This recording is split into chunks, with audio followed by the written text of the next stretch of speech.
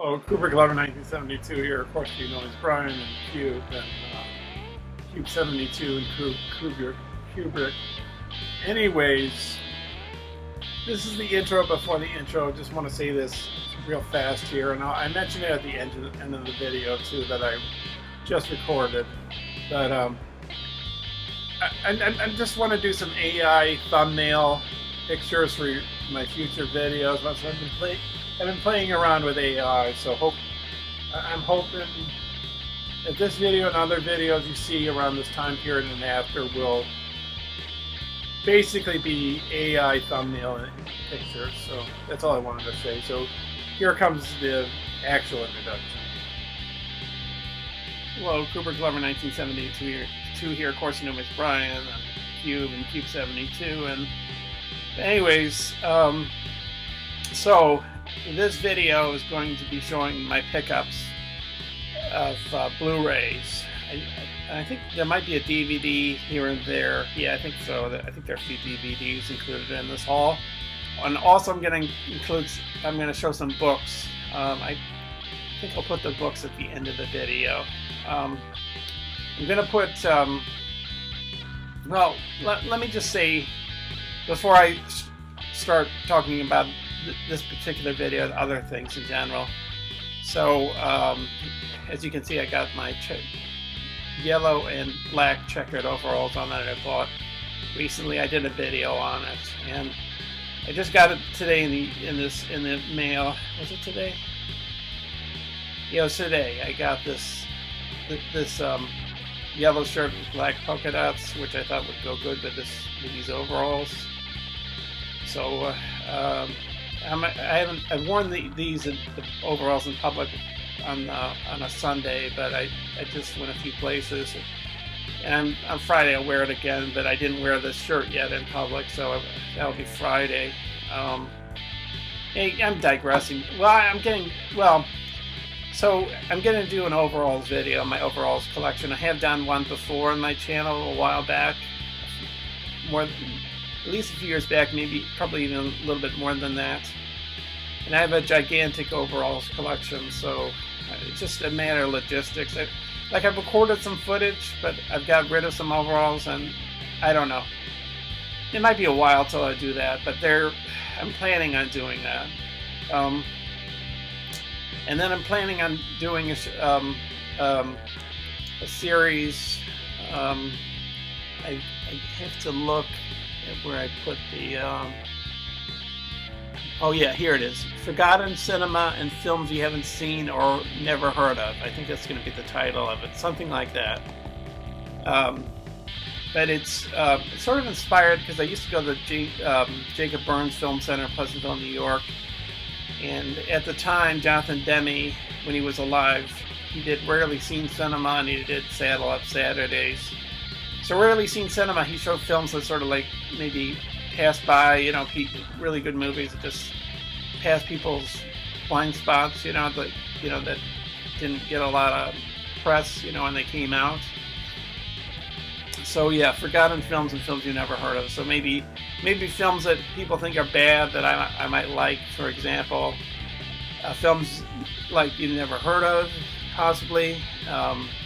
Or films that are good, but nobody talks about them anymore. Something like that. So I'm going to try that out. I think I'll try that out. And of course, my music, as usual, I'll be pumping that out here and there. I don't think there's anything else I want to say. And I'm going to have music playing in this video. I deliberated on that because a friend of mine was saying he couldn't hear what I was saying when the music was playing.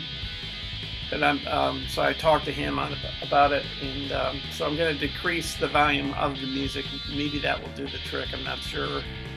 But I like having music playing during my videos because I think it gets kind of boring if you just hear me yammer on. So just talk. I think if I sound boring. One of my movie YouTube friends, Jace, he when he shows us pickups, he has music playing. So, and it's going to be my music that I've composed, But anyways, so this video is going to be split up into several sections, and let me just get into detail about that. But yeah, yeah. Let's get into the details about what they are. So I'm gonna have I'm gonna start off with my friends, what they've given me. I'm gonna start off first with my friend Mike, who has the channel Ray 1951 Media Channel. I think I'm gonna put their channels like right there, you know, like so you know who I'm talking about, and you can go visit them. He also has a blog, so you can check that out. So I'll give a connection to the blog, and I'm also going to I think I'll give these connections to these blogs, websites, I mean YouTube channels.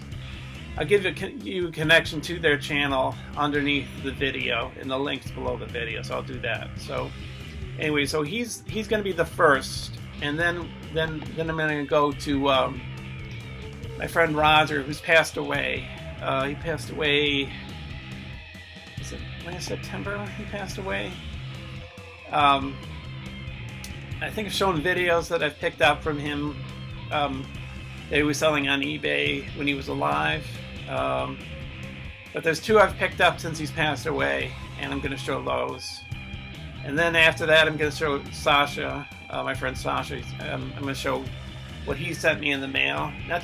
He hasn't just sent me physical media, Blu-ray copies. He's also sent me custom sleeves and slipcovers, so I'll be showing those. And then after all that, I'll be showing, I don't know what order.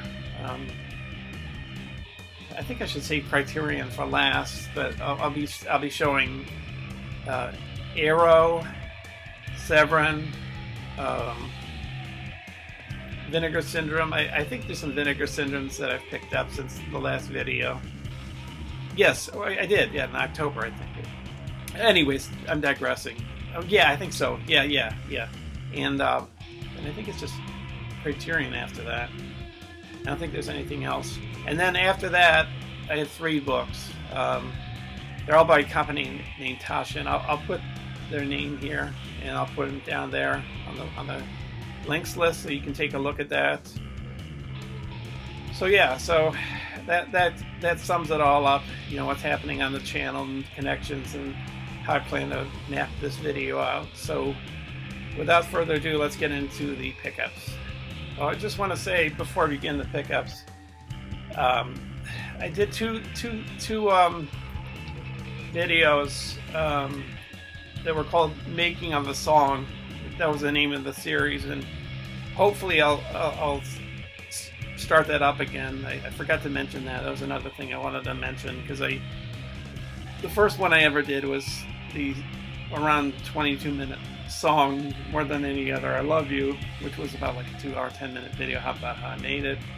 And then there was a song for my second one called Street Punk, which is like 4.5 minutes or so, the song, and then the video about my making it was 50 minutes. So I hope at some point to put that back up. So now to the videos, to the Blu-ray pickups. Okay, so here we go with the first pickups. So this is from my friend Mike, Gray 1951 Media Channel. I think this used to be Gray 1951, now Gray 1951 Media Channel. I believe that's what his YouTube channel goes by. So first I'll show the DVDs. I think I've seen this movie before, but I haven't watched his copy, so it's Out of the Furnace with Christian Bale and Woody Harrelson and let's see, Casey Affleck, Forrest Whitaker, Willem Dafoe, Zoe Saldana, and Sam Shepard. From the writer-director of Crazy Heart. I still haven't seen Crazy Heart. I know I hear that's a good film. But we all have holes in our film knowledge, and that's one that I do have a hole in. I think I've seen this movie before, but I wouldn't mind watching it again. And then he sent me this. It's a romantic. I don't know if I watch romantic movies that much, but I don't know. I wanted to see this film. I thought it'd be kind of a fun happy movie. Love Actually, the ultimate romantic comedy. I guess it's I think it's takes place during the holiday, during the Christmas season. So yeah. And then this one I watched with my friend, and we thought it was god awful, or at least I thought it was god awful. Well, we both didn't like it. I think Mike didn't like this, and that's why I was getting rid of it. But it's Susan George and Die Screaming Marianne. The plot on this, like on IMDb or Wikipedia, is sounds more interesting than the actual movie. The movie's, I did a review of it on Letterboxd and on the two film forums and film Facebook pages I'm part of on YouTube, and the acting is god awful. The dialogue is terrible. The plot is poorly designed. I mean, watch paint dry. Don't watch this movie.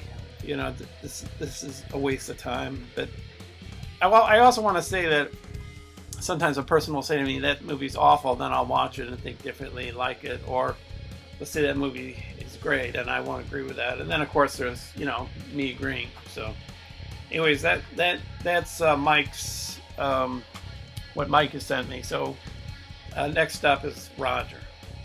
Okay, so anyways, these are two from my friend Roger, who passed away, I think it was September of last year.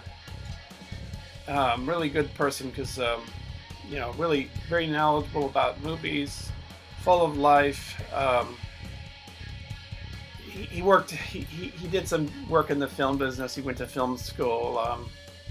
He had a very deep knowledge of cinema.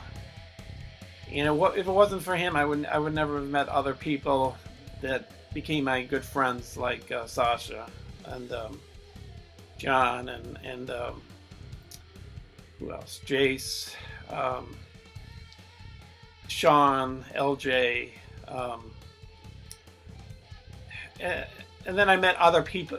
Like, you know, you meet some people and then you meet other people. That way you get to know more people, through your connections. So, you know, Ethel and Kelly and Mac and Marty, and I'm probably going to forget somebody, Paul, Prinny, CP.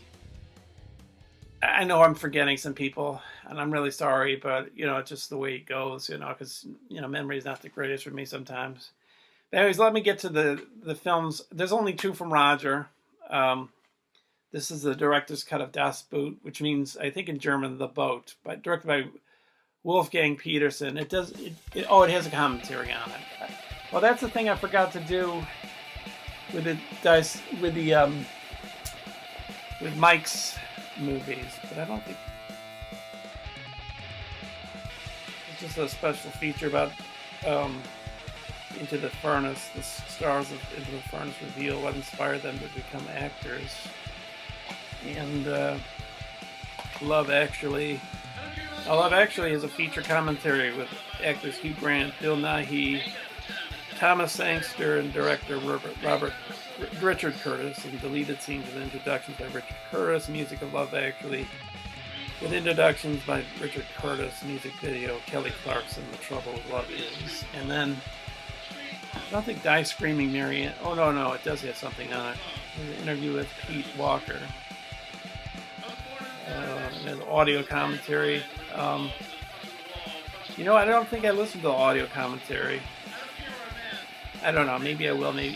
Even if I don't like a film, sometimes I'll listen to the commentary, because sometimes the commentary is better than the movie or the behind-the-scenes stuff. Like, I didn't like Cold Mountain, but the behind-the-scenes stuff is really good. That's what they say about Spookies, Vinegar Syndrome Spookies. Like, this film is awful, but the special features are unbelievable, they say. Anyways, Das Boot has a commentary. So, and then I guess this goes appropriate to this video because I'm wearing checkered black and yellow overalls, and you know, taxi cabs with black and checkered patterns on their cabs. I do have this, but I've had this. Hold on. Okay, just had to take care of something. I got what I was gonna do taken care of. Anyways, so I've had Taxi Driver before on DVD. Well, I had it on videotape first. A friend of mine, she gave it to me, but it was in pan and scan.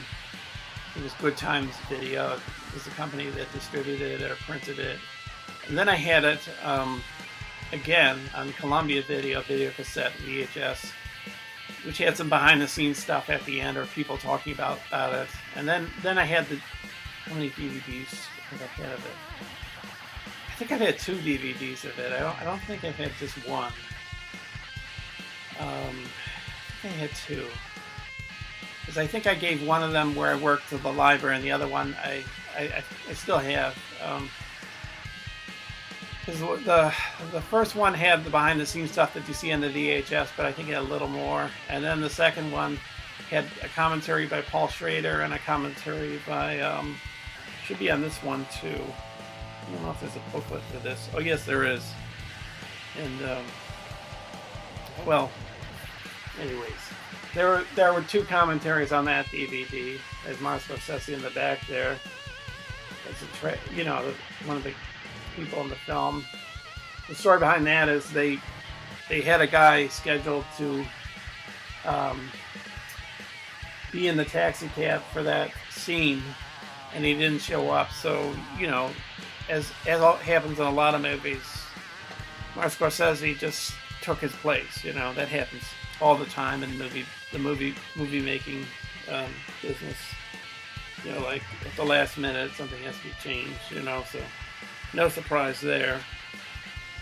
Oh, I guess thought it was a booklet, but it's not. But anyways, that one it's not giving me the special features on here. But there's a commentary on the DVD.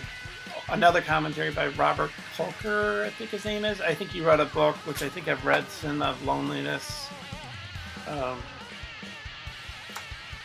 I guess Roger never opened these.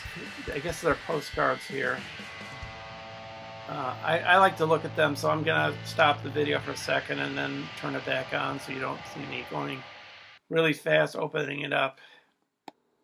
So just to talk about Roger for a second before I show the postcards. I thought of a few other friends that I met, through the process, through meeting Roger and that, going down the line and meeting more people. Trench, Nate,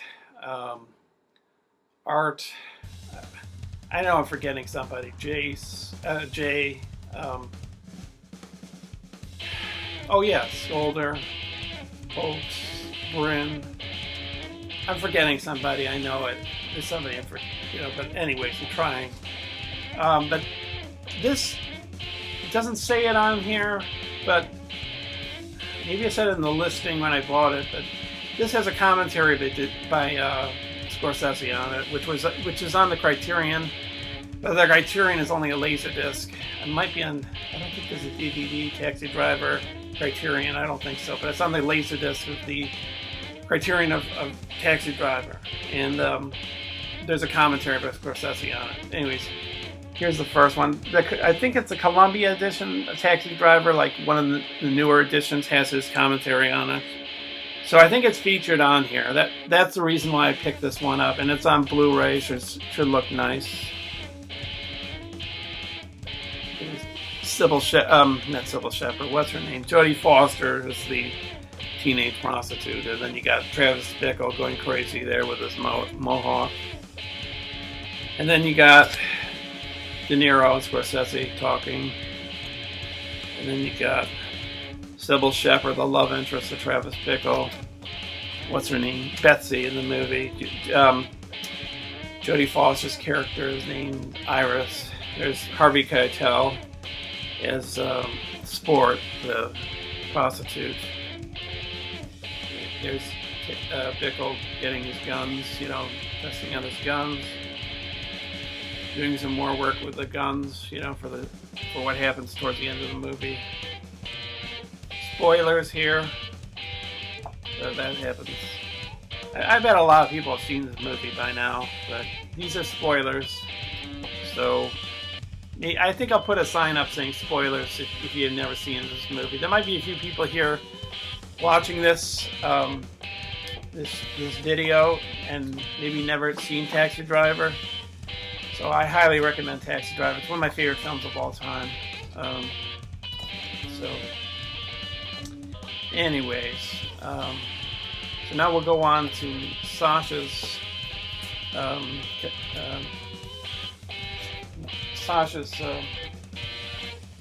Blu-rays that he gave me in his custom sleeves and his slip covers that he gave me. Oh, wait a minute, is there a book here? I think there's a book, but let me just get these.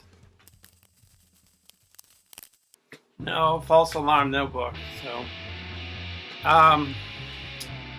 when I'm done with this video or in the midst or whatever, I'm gonna check either online or on the disc itself or both to see if it has a commentary by Martin Scorsese, so that you know that that is the case. So next up is Sasha's Blu-rays, custom sleeves and slipcovers.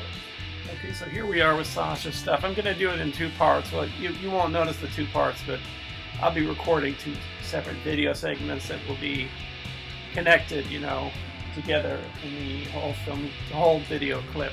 But anyways, I'm gonna sort of apologize ahead of time because I don't know if I've shown some of these things in a previous video, but I don't think I have. I mean, I almost included some David Simon television shows, Generation Kill and The Deuce, and I now see by going into my YouTube videos that I had shown those already.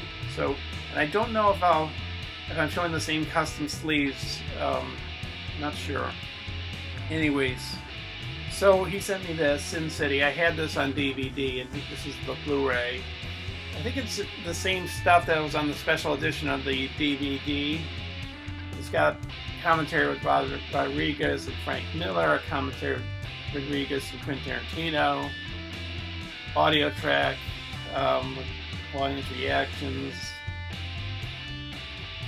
interactive comic book, 15-minute film school, green screen version, long take, Sin City live in concert, 10-minute cooking school, how it went down, convincing Frank Miller to make this film, special guest director Quentin Tarantino, a hard top with a decent engine, the cars of Sin City, booze, broads, and guns, the props of Sin City, making the monsters, special effects makeup by trench coats and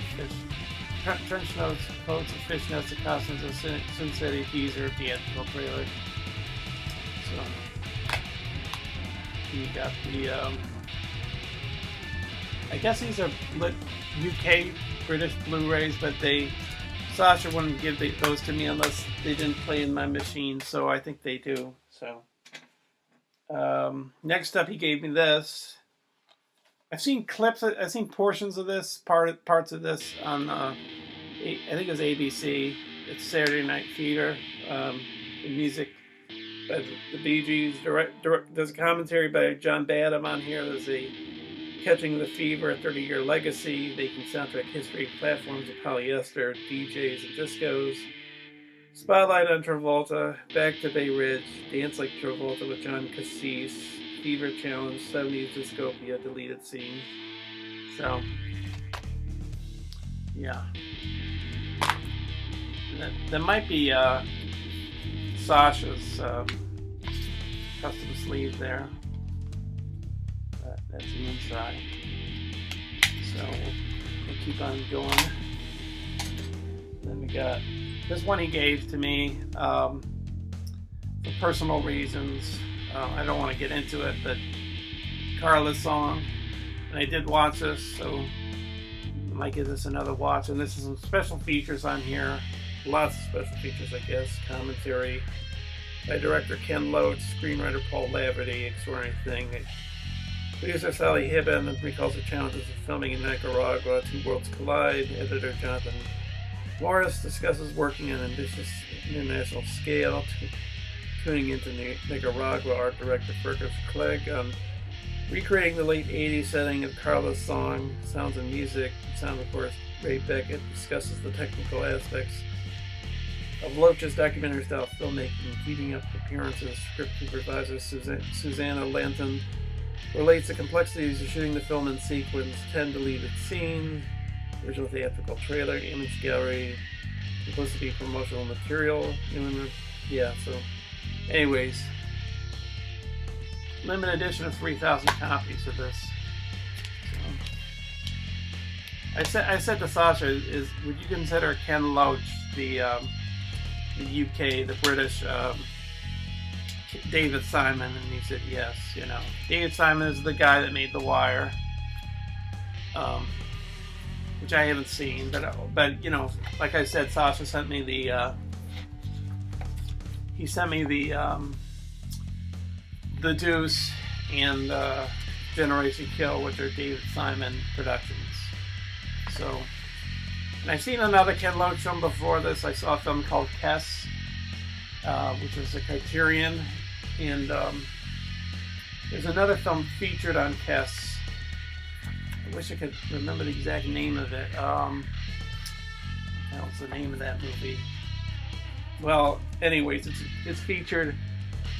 It's featured on the Criterion, and it's very good. I wish you know what I'm going to do? I'm going to just put the name of that movie on the screen so you know what I'm talking about, because I can't remember the name of it right now. But that particular film is about this couple and their family trying to survive at low rent, you know, trying to pay the rent, trying to pay, you know, feed their children. And like Ken Loach is trying to bring across that the government does nothing for poor people, kind of a thing, you know.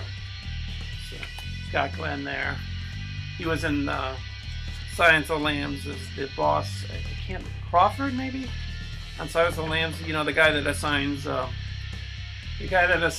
Jodie Foster to Hannibal Lecter. It's Scott Glenn. That's the thing in this MacBook Pro. It's on a 2012 MacBook Pro. It does that choppy thing. So when it happens, I'll just stop it and then redo it. You know, start it again.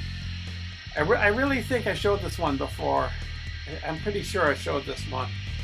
Ain't Them Body Saints. I think that was in a previous shipment of his, making a documentary deleted scenes music video. So I think I've shown it. I think I've shown this. I think I've shown that movie. I can't remember. And I think he sent me this one. This is the latest shipment, Night Falls on Manhattan, with Andy Garcia, Richard Dreyfuss, and Lena Olin. And yeah, directed by Sidney Lumet. Yeah, so he says it's really good. Audio commentary by Sidney Lumet. Audio commentary by actors Andy Garcia, Rob Liebden, and producers Josh Kramer and Tom Mount. Oh, by the way, Carla's song has Robert Carlyle in it. Is the male love lead in that film. It's a good movie, you know, Nicaraguan immigrants in England and how she's having a hard time surviving. So, and this bus driver that drives her at the start of the film, who falls in love with her. The bus driver is played by Robert Carlyle. He was played, is it Bixby, the guy's name in what's that movie called? I have it. Trainspotting. And he was in The Full Monty. The Full Monty, he was the father of the kid. So, and he's been in some other stuff. Oh yeah, he was in the James Bond movie. I think it's The World Is Not Enough. It's the correct one. It's the one with Denise Richards, and his character doesn't feel any pain. Anyways, JFK, and this I know is a current shipment. A friend of mine says this is a really good film. I mean, I've seen this film before, JFK. I think it's pretty long too. This is the director's cut. It says 205 minutes. There's a commentary by Oliver Stone. There's a feature-length documentary, Beyond JFK, deleted scenes, alternate ending, multimedia essays, theatrical trailer. So it's a long movie. It's about, is his name Garrison? He's investigating what happened when JFK was assassinated. So that's what that movie's about. Then I have this. It's a kind of a silly film. I think Brenda Palmer directed this. Oh no, John Woo directed this. It's with Nicolas Cage and John Travolta. We've seen the film before. It's silly. What the premise of the film, and what happens is goofy, but it's entertaining. Commentaries by directors John Woo and writers Mike Werb and Michael Cullery. 7 deleted scenes, including alternate ending with optional commentary. The Light in the Dark, Making Face Off. John Woo, A Life in Pictures. Original theatrical trailer. I recently watched a John Woo movie called, I think it's called The Last Hooray for Chivalry. It's a Criterion. It's pretty good. Maybe I'll include that, talk about it in one of my new next upcoming videos. Like the Forgotten Films, in films you never heard of. A series of videos. This is this I had on DVD, now I have it on Blu-ray's Casino, and I think this is Sacha's, that's his custom sleeve right there. So you got De Niro on the back of Sam, what's his name? Sam Rothstein. You got Joe Pesci there with the dice, and you got Sharon Stone, who's the, I think she's a prostitute maybe, and then she marries De Niro. And James Woods is in it too as a pimp. Very good. And Joe Pesci's a mobster. Really good. Goodfellas is a great movie, but Casino is maybe not as great as Goodfellas, but it's still not a bad movie. It's pretty good, at least to me. Get yours, Rutger Hauer. I might have had this on DVD. Never Pick Up Strangers. There's audio commentary from director Robert Harmon and screenwriter Eric Reed. Audio commentary by Rutger Hauer, C. Thomas Howell, John Seal, Mark Isham, the composer. John Seale's a camera cinematographer. Edward C. Foldman, producer. Documentary The Hitcher, How do Movies Get Made. Music creator. I think I've heard good stuff about this movie. I've just never seen it. Maybe this is I'm sorry. It says Der Highway Killer. It says that on the disc too. So it looks like this is German. I think it's German. Maybe it's Dutch for all I know. Maybe, I don't know if I think this is German. This must be a German disc. I have a few German discs, like one of my Pam Grier movies is a German disc. I'm sure I've shown that Pam Grier movie in a previous pickups video. I bought that a while back. Pam Grier. Three Pam Griers: Black Mama, White Mama, Sheba. I can't remember. And then what's the other one? Coffee. Yeah. The blaxploitation film. And I haven't watched them, so there's tons of movies I own that I haven't watched. Oh yeah, well it must. Yeah, it's got to be Sacha's cover because it's in English. So okay, so now I'm going to show some custom sleeves of Sacha's, and then we'll move on to the further parts of the video. So, anyways, here's the part where I show my collection, my Sacha's slip covers and custom sleeves. So, anyways, so he's got a few he's done more than once, such as, I might be repeating myself here, but I don't think I am. Alien and Gladiator. Nice picture there. Really nice.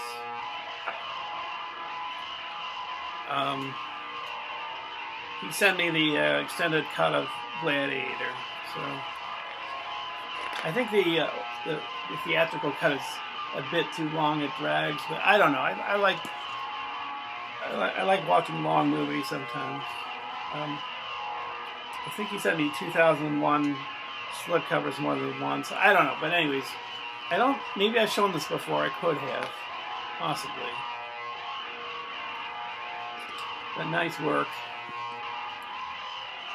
And then with the this is a Blu-ray 4K of Carlito's Way. I'm gonna send this. For example, I'm gonna send this one to Nate. I've shown this one. I'm not sure. Lawrence of Arabia. He sent me a slipcover, a custom sleeve of Lawrence of Arabia, but I think I showed that in a previous stream. Not stream. Haul video. And then let's see. We got. I showed that one already. That's the Northman. Excuse me if I. You know, I think I showed these, but I'll show them again. I'll just get them out of the way. Raging Bull.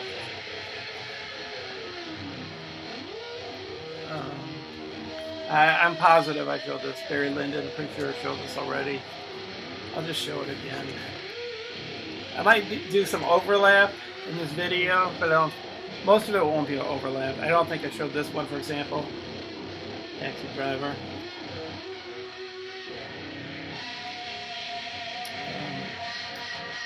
Something I'm missing. Oh, there it is. So, then got 3 more to show here. Custom sleeve for Fight Club. I have this on DVD and Blu-ray. The DVD, I like the menu design better. The Blu-ray has a better transfer. These nice slip covers for Alien. And nice background, nice back of the slip cover. And Alien. Okay, next up is my other stuff. Vinegar Syndrome. I think this is Vinegar Syndrome. Arrow, Severin, and Criterion. I don't know. No, you'll see in what order because I'll put the logo for each boutique label before I start talking about it.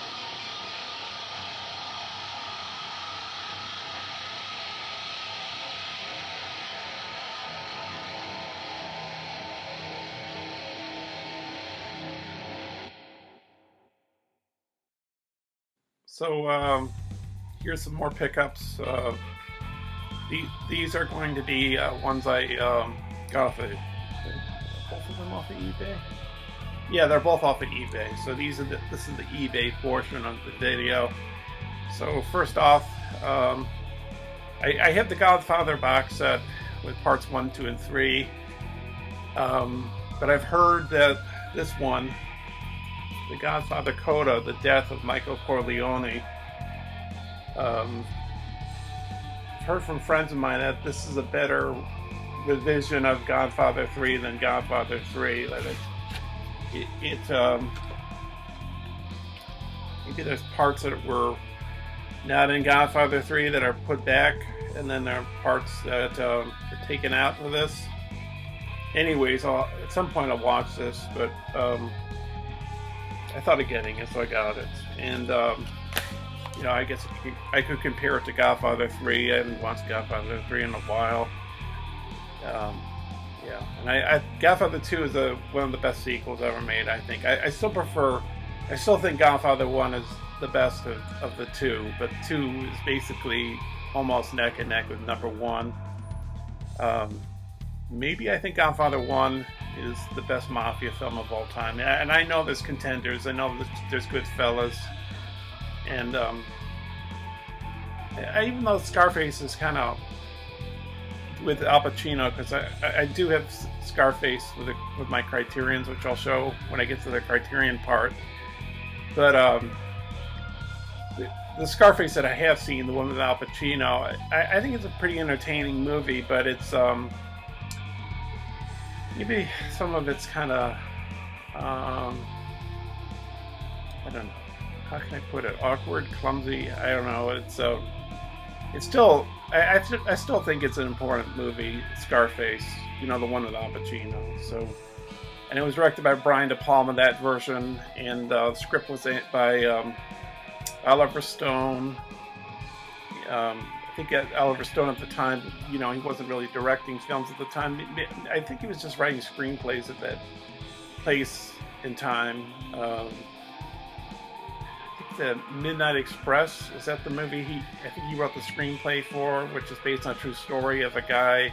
I think it's based on a true story of a guy in a Turkish prison. I've never seen that, but all right, let's continue on to the other eBay portions, the other eBay buys that I made. Okay, just putting this portion into the video because I forgot about this until I'm not totally finished shooting the video here. I got one more thing to show, which is in the Vinegar Syndrome section, so you'll see that coming up. That has to be put in. A friend of mine's borrowing it. But anyways, this is another item I purchased on eBay. Mamba Rossi was recommended on Ryan's channel, Disconnected. In this video, I put up his channel, Ryan Disconnected, and I'll have a link below the video to his channel. But he had a guest on, and the guest referred to this movie, and it's the same director, I believe, as the Criterion. Well, The Afterlife is the film he also made, I believe, and that's on Criterion. And there's also a I think he made Airedale, which is another Japanese movie, and that's on Vinegar Syndrome, or one of the partner labels. And I believe I've shown Airedale in another video of mine, as well as Afterlife. So anyways, that's one of the ones I received. I thought this one played in my player because I thought it was a UK player, a UK disc, Region 2 disc, BFI, but it's region free, so, and I tested it and it's okay. So anyways, now I'll continue with the rest of the video.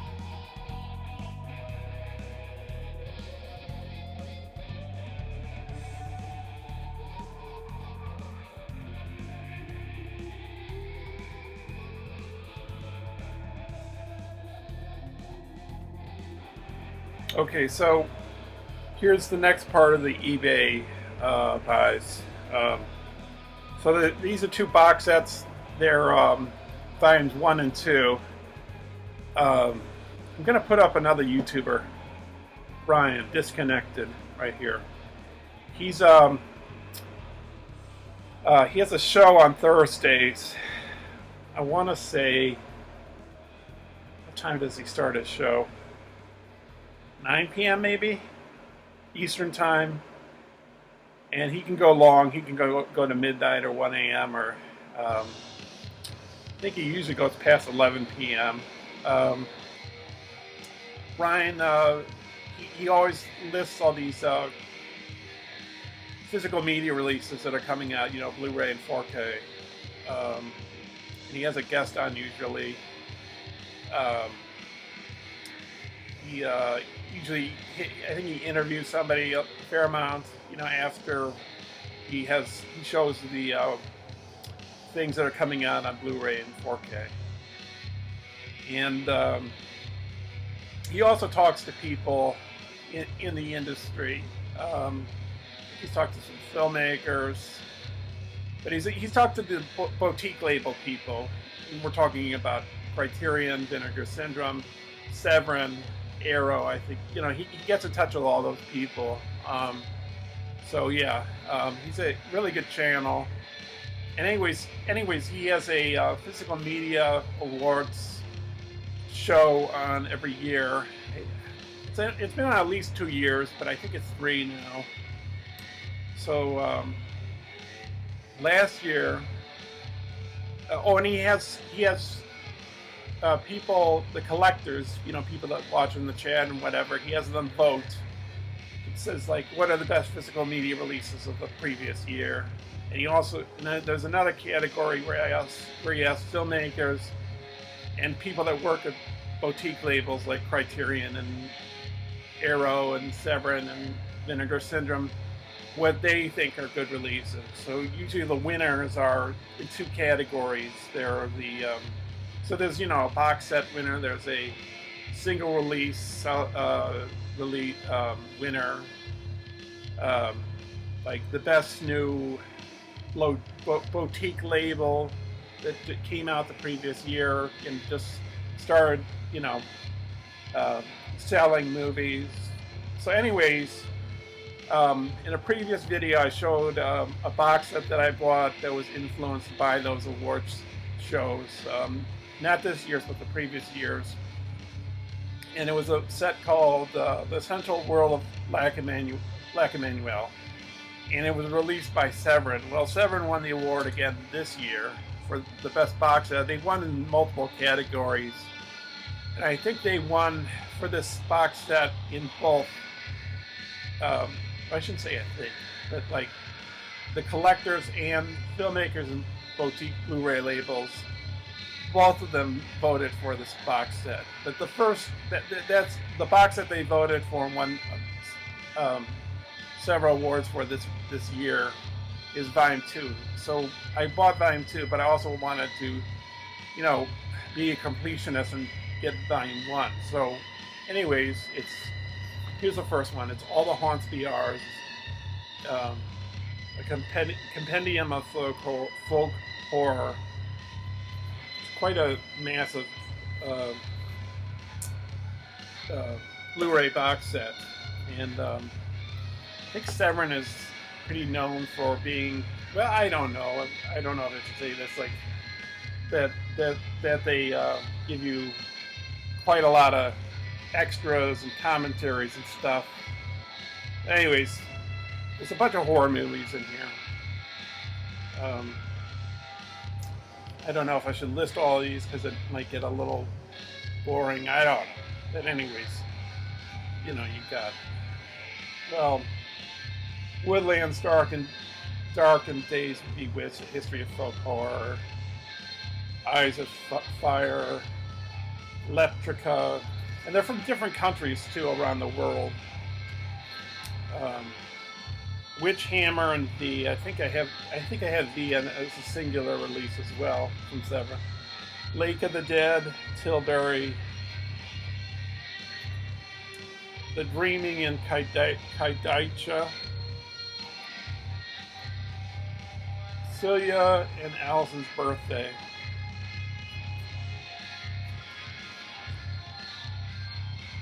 Milzyak, I don't know how to say it. Loki's, a manuscript of Professor Winnenbach.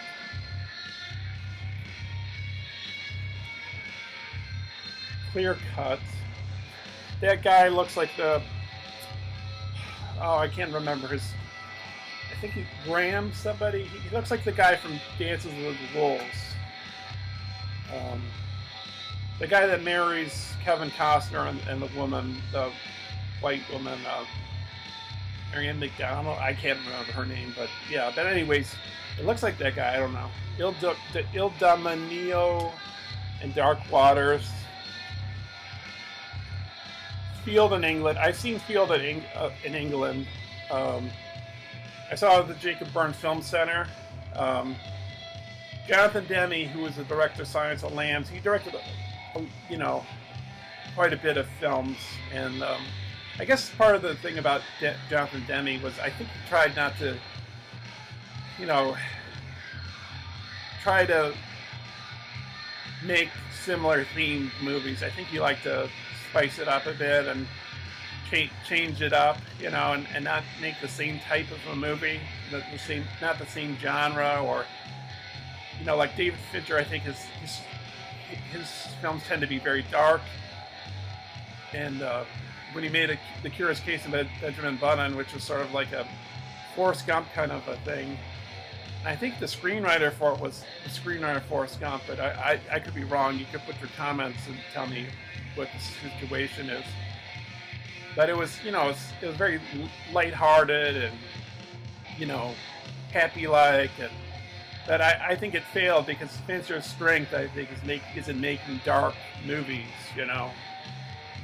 But anyway, I'm digressing. So, anyways, Jonathan Demme, one of the rarely seen cinema, because he had this program at the Jacob Burns Film Center in Pleasantville, New York. He had this series called Rarely Seen Cinema, where he would show films, basically films that flew under the radar, like when they came out in the theaters, or films that are forgotten, or so films that you like to highlight, and you really didn't know what you were going to get, and I sort of like that. You know, I like making blind buys when I buy movies. Not all movies are blind buys when I buy them. Like some of them I like, and when I buy them, you know, I know that I'm going to like it. You know, but I've seen A Field in England, this roundabout thing I'm trying to say. I saw it on Rarely Seen Cinema, and I think that's the only movie of all these movies in these two box sets that I've seen. And the next one is Anchoress. The next one is Penda's Fen, and the next one is Robin Redbreast.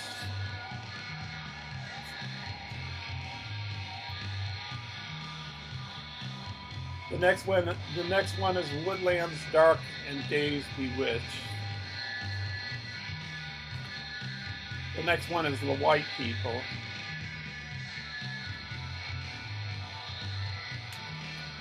And I guess the last one's a White People Part 2.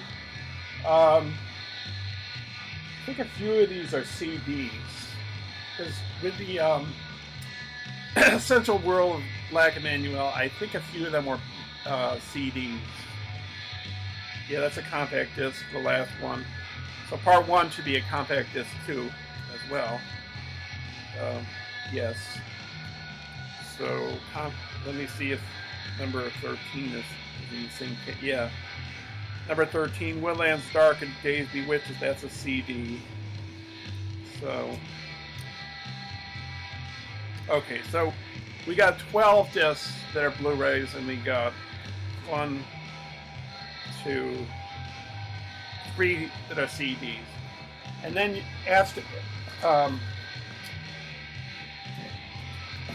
with that, you get this book. Nice thick book. The Essential World of Black Emmanuel had a book with it. This video is gonna go on really long. I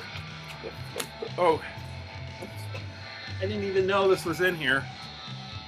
I think Severin usually gives you things sometimes, like stickers and stuff.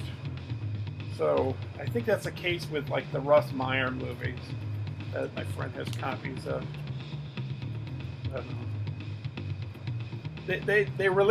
Severin released the Russ Meyer movies fairly recently. You know, these films with big-breasted women and like dumb men. You know, that's sort of like his hallmark. You know, that's his kind of films he's made. He made a film called Beyond the Valley of the Dolls, which just shares in common with the movie Valley of the Dolls, just the title. I don't think it's in any way connected, and that's on Criterion. And the script was co-written by Roger Ebert. And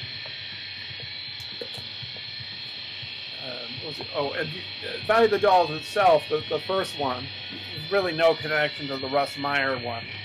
That's also on Criterion. I haven't seen Beyond the Valley of Dolls yet, but I've seen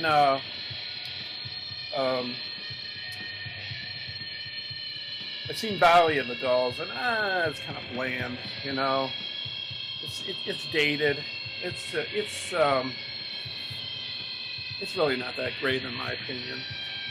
It has Sharon Tate in it. She was Roman Polanski's first wife. She was pregnant with Roman Polanski's child, and she got killed by the Manson family while she was pregnant. And then you had Patty Duke in it. You know, she was in The Miracle Worker as Helen Keller. She won an Oscar for Miracle Worker. I didn't see that movie, but so you got her in it, and then you got somebody else. There's another woman in it. There's a third woman in it. I can't remember who she was. Oh, so yeah. So, and this is the box set and one other awards for the Physical Media Awards this year on the channel Disconnected. It's All the Haunts BR is 92 from Severin. So anyways, you got the same setup, more movies. You got To Fire You Come at Last, some short films and Psychomania. The Enchanted and Who Fears the Devil.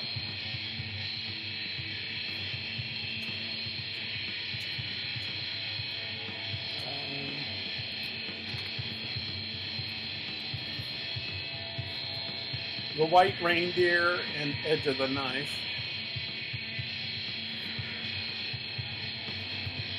Born of Fire.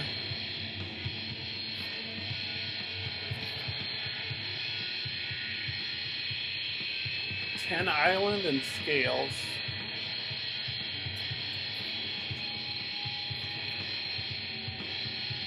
Beck and Neko, A Vengeful Spirit, and Non-Monak.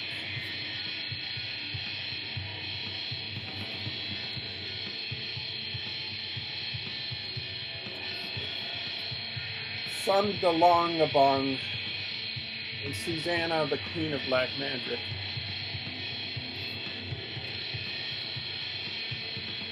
Beauty and the Beast and the Ninth Heart.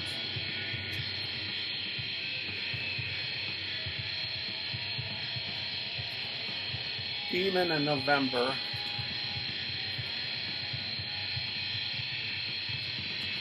Litan and Blood Tea and Red Spring.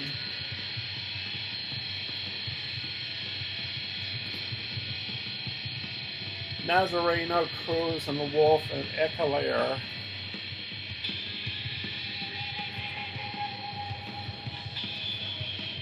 From the Old Earth. I think there's some CDs in here. The City of the Dead and the Rites of May. It should have some CDs. I don't know.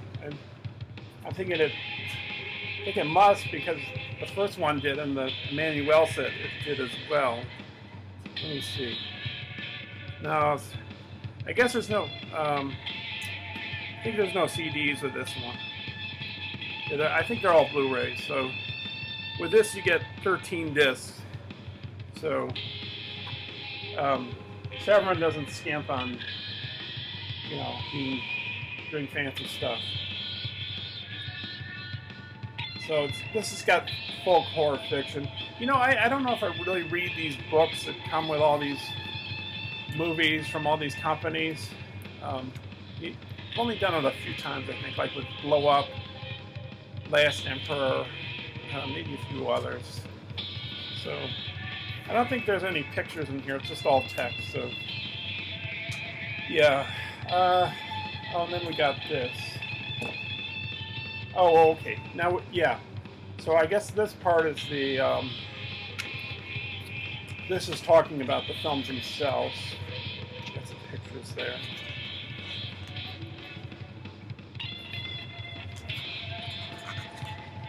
I'm gonna.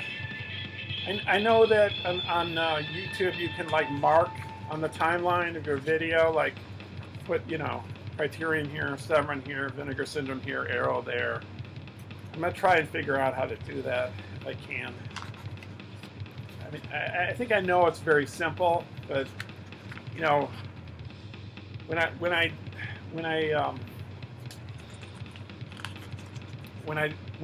learn how those things are done, I usually forget how they're done.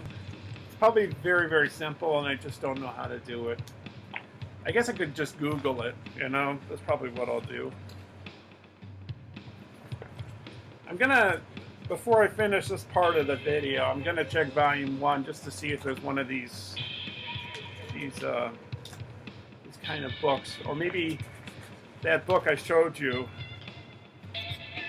was like this. Let me take a look. No, yeah, all right. So that finishes this portion, the eBay buys, and I'll be back next with the next part, so be right back.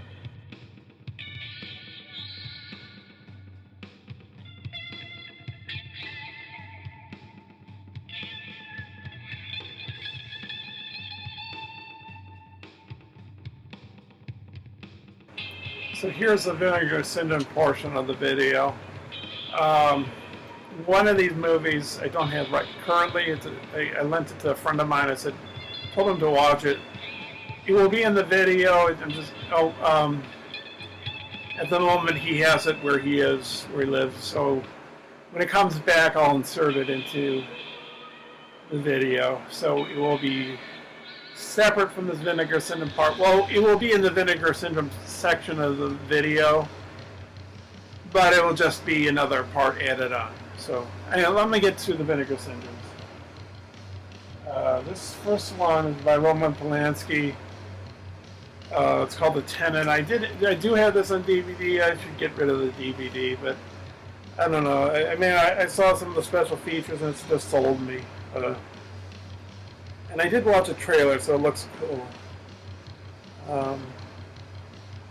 Paranoid in Paris, an interview with co-writer, director Roman Polanski, Waiting for the Tenant, an interview with actor Andre Penverne, Room to Let, author and film historian Stephen Thrower on The Tenant, Invisible Performer, interview assistant cameraman Francois Catone, Keeping Continuity, interview with script supervisor Sylvette Boudreau, audio interview with co-writer Roland Topor, the journalist Frederick Levy, audio interview with co-writer Gerard Rock, by journalist Frederick Levy, that visited the locations of The Tenant. So I think it sort of is, I think it's supposed to be sort of the male version of Repulsion. Repulsion's a great movie. That was the second film that he made. He made that in the UK. His first was Knife in the Water. Knife in the Water is probably one of the best debut features ever. About a married couple and a hitchhiker. Very simple and yet profound. And then he made Repulsion, second film with Catherine Deneuve, and that was she's kind of a shy woman and kind of crazy, and her sister leaves her London apartment for the weekend, and she goes nuts. Catherine Deneuve goes nuts. So it's a good movie. There's an homage to it in Day of the Dead at the start where the hands are coming through the wall. That's really cool. This one's a documentary about Chantal Ackerman's mother, I would say. I'd watch it in a home movie. Chantal Ackerman has this movie.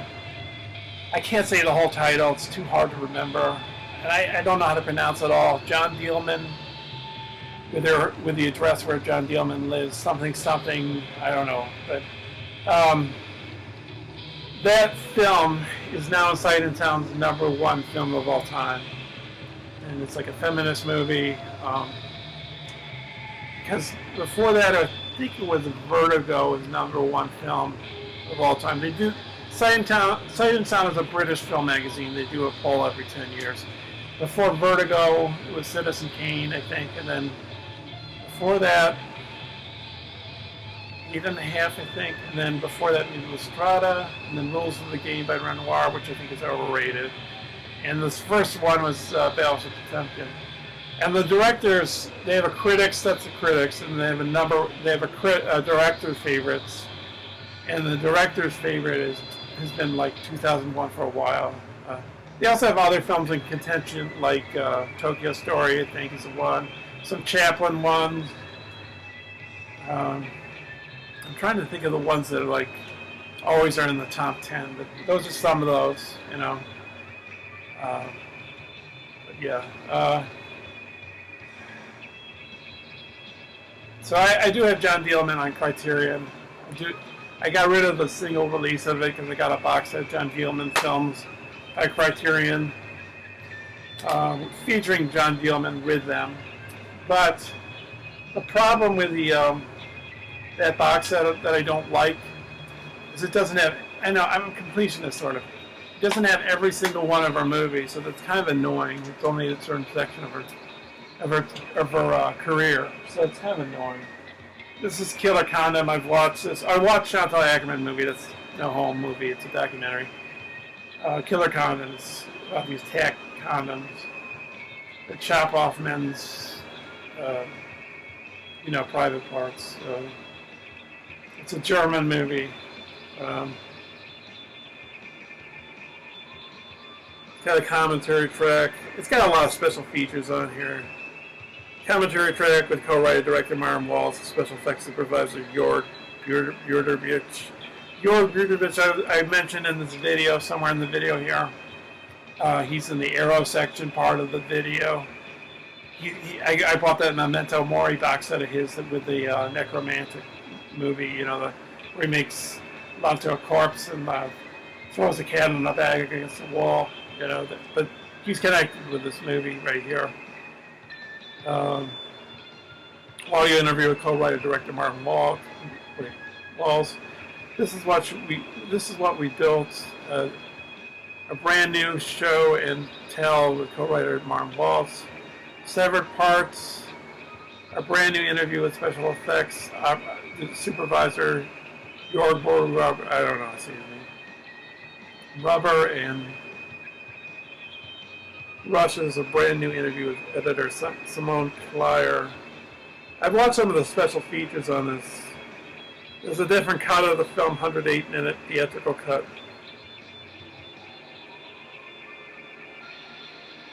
There's a commentary. I think I listened to the commentaries.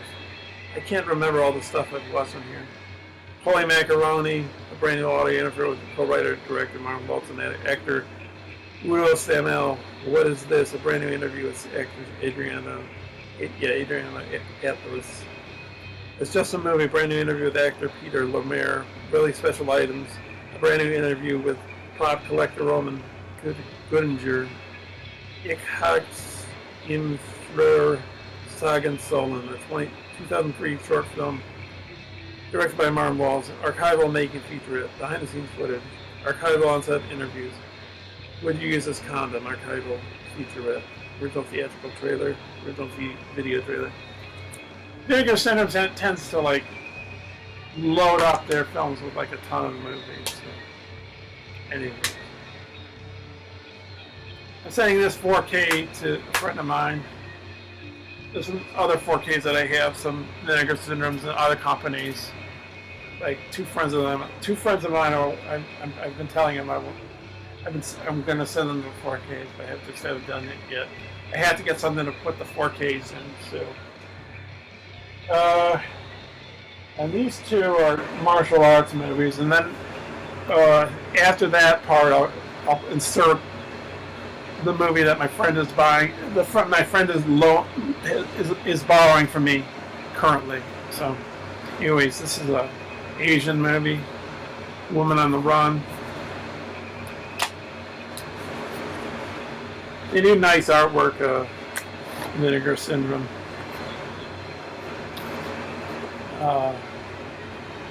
It's got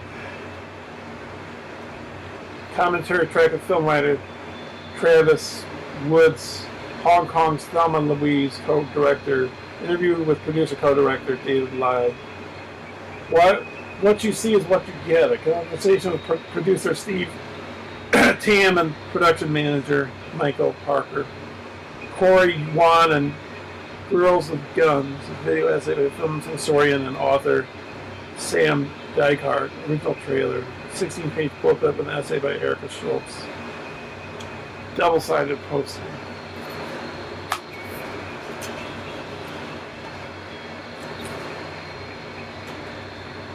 Even though this part is earlier in the video here, I'm recording it. Okay, so that happens sometimes with the SmackBook Pro, and you'll see it in another portion of the video where when that choppiness happens. So I just stopped it, and then stopped it and then started it up again. So, but anyways, let me continue on here. Angels on the Run, navigating the girls with guns subgenre. Yeah, it's good. I love these Hong Kong action movies, these martial arts movies, these like movies like Police Story with Jackie Chan. Infernal Affairs is kind of interesting. Asian cinema, I mean, it's just great, you know.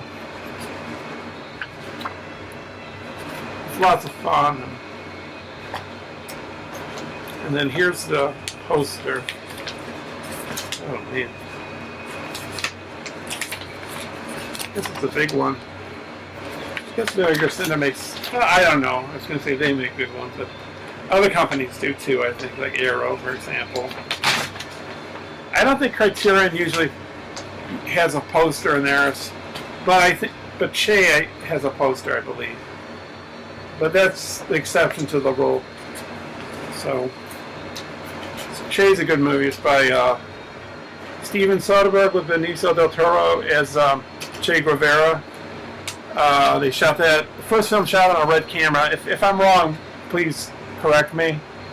They shot the second part of the movie in I don't know if they shot in Bolivia, but it's set in Bolivia, that part.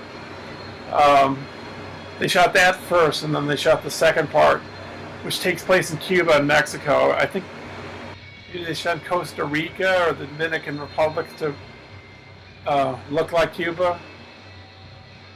And I think there's a marked difference, quite a difference in like the color of the picture in the two parts. Soderbergh talked about like he had to put the red camera or cameras on ice, to make sure that they were functioning right. This is an Asian movie, Chinese Torture Chamber 1 and 2.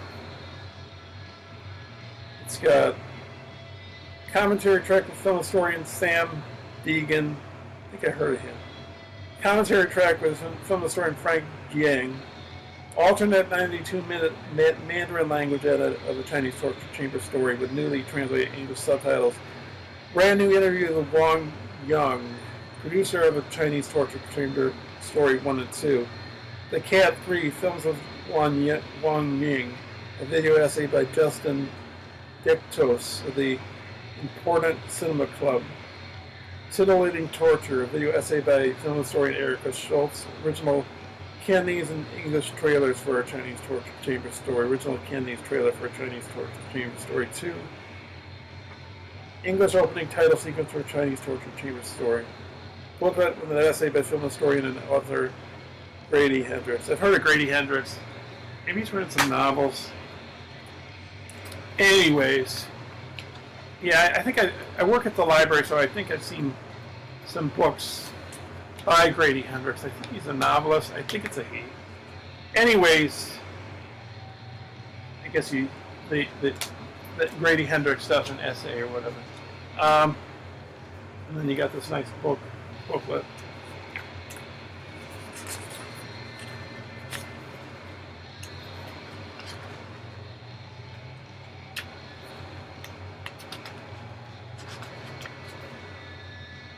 I'm gonna pass on that. There's a lot of like naked stuff in here, or partially naked stuff in here, so I don't want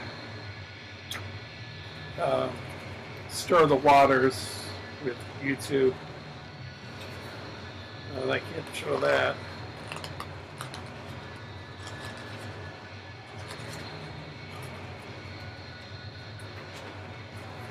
Show this.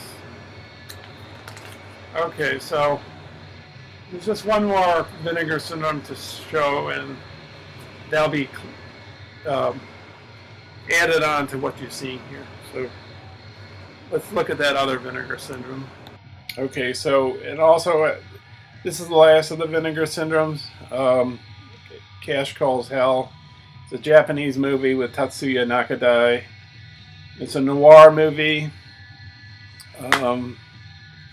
Maybe you call this film like,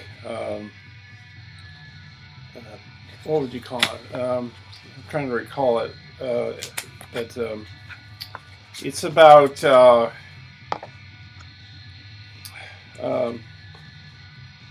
being glad about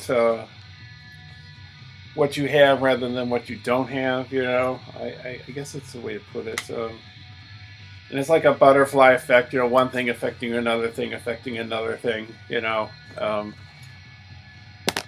guess it's. I'm trying to recall the plot somewhat. I watched this recently, maybe a few weeks ago or so. I'm trying to recall the story. It's a noir movie. It's in Japan. It's you know, you got seedy underground gangster characters, and you got a guy that commits manslaughter. You know, he kills a young girl. I think it's a young girl, and a father on a bicycle. Accidentally, it serves time in jail, and then he has to in order to, because he before he killed the two on the bicycle, the father and daughter or son, I don't know. Anyways, he had this lucrative job lined up. He was going to marry the boss's daughter. He was cheating on her, and he you know, was just thought nothing could hurt him. And then you know, he caused that car accident. He went to jail, and then he has to he has to find a way to make money. And the start of the film starts with a heist. And one of the people in the heist knows where the money's located, and he's offered a lot of money if he goes out and kills people. But he's not a gangster sort of person, so he sort of has a crisis of conscience of whatever. So, but anyways, there's a nice plot, and it drives itself well through the movie. And I guess this is based on a movie called Death of a Cyclist, which I have not seen, but I hear is really good. So that's the last of the Vinegar Syndrome pickups, and let's continue on with the next section of pickups.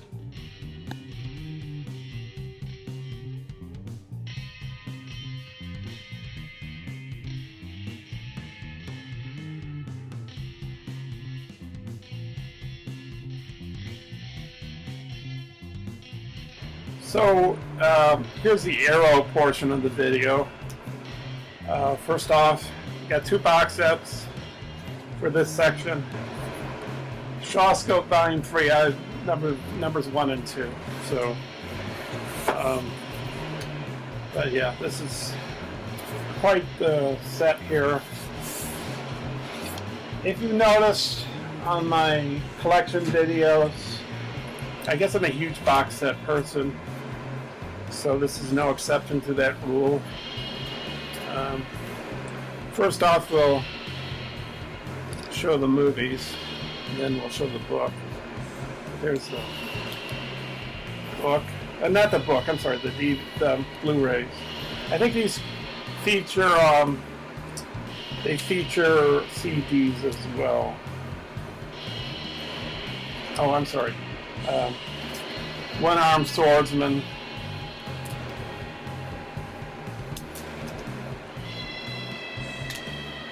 Return of the One-Armed Swordsman. I like these martial arts movies. I really like King Hu's movies, like Come Drink With Me, recommended by a friend of mine, and then Touch of Zen and Dragon Inn, which are Touch of Zen and Dragon Inn are Criterions, and Come Drink With Me, I think, is an Arrow. The Lady Hermit and Intimate Confessions of a Chinese Courtesan.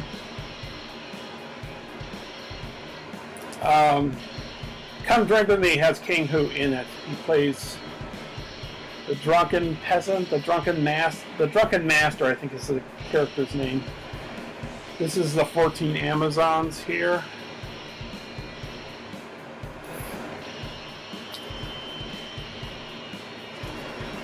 I'm really digging this martial arts stuff. Like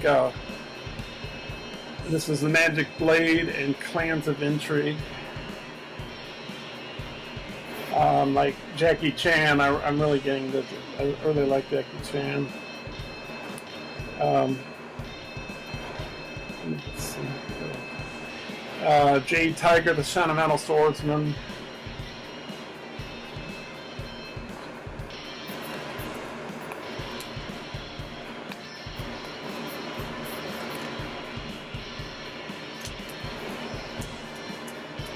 Um, I guess I like Bruce Lee. I do. The Avenging Angel and Killer Constable. But what I find impressive about Jackie Chan is he fights more than one guy at a time, whereas like with Bruce Lee, they line up to fight him, one guy at a time. Buddha's Palm and Bastard Swordsman, those right there. And then you got your bonus disc, which is, it just bunches a whole bunch of special features. And I think there's some CDs included here. Maybe not, maybe I'm wrong.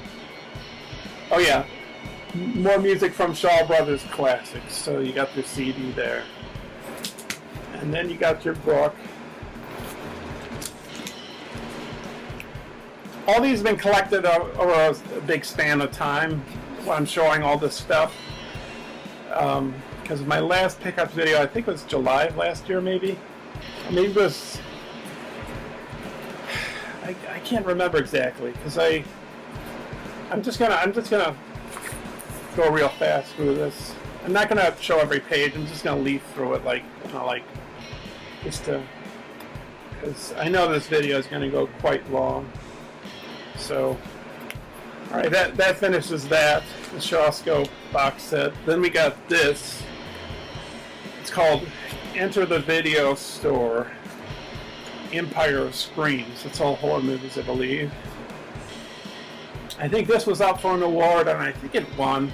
This is for the previous year. And it's got these movies. Robot Jocks. Arena, Cellar Dweller. I don't think I'll open the disc up. I think this is enough. Dolls and the Dungeon Master. Because I think inside, well, maybe it has, I don't know, it's alternate artwork in here. But I'm just gonna, I mean, this video is gonna be long, but that's, I just want to move it a little bit faster. So, next part coming up. Okay, so I forgot these two other Arrow, they're box sets as well. And I've been making a list of everything I want to show in this video, making sure I don't show that stuff I've shown previously, and then stuff I've collected since that last pickup video. And it's been a lot, I guess, because, you know, maybe 35, 40 kind of things, 30 movies, 35, 40 movies or whatever. Anyways, let's keep going. This is a box set, J Horror Rising, it's Japanese horror. So we got a booklet too, but I'll get to that last. So we got Nori the Curse. We got Carved, The Slit-Mouthed Women, and X and Persona.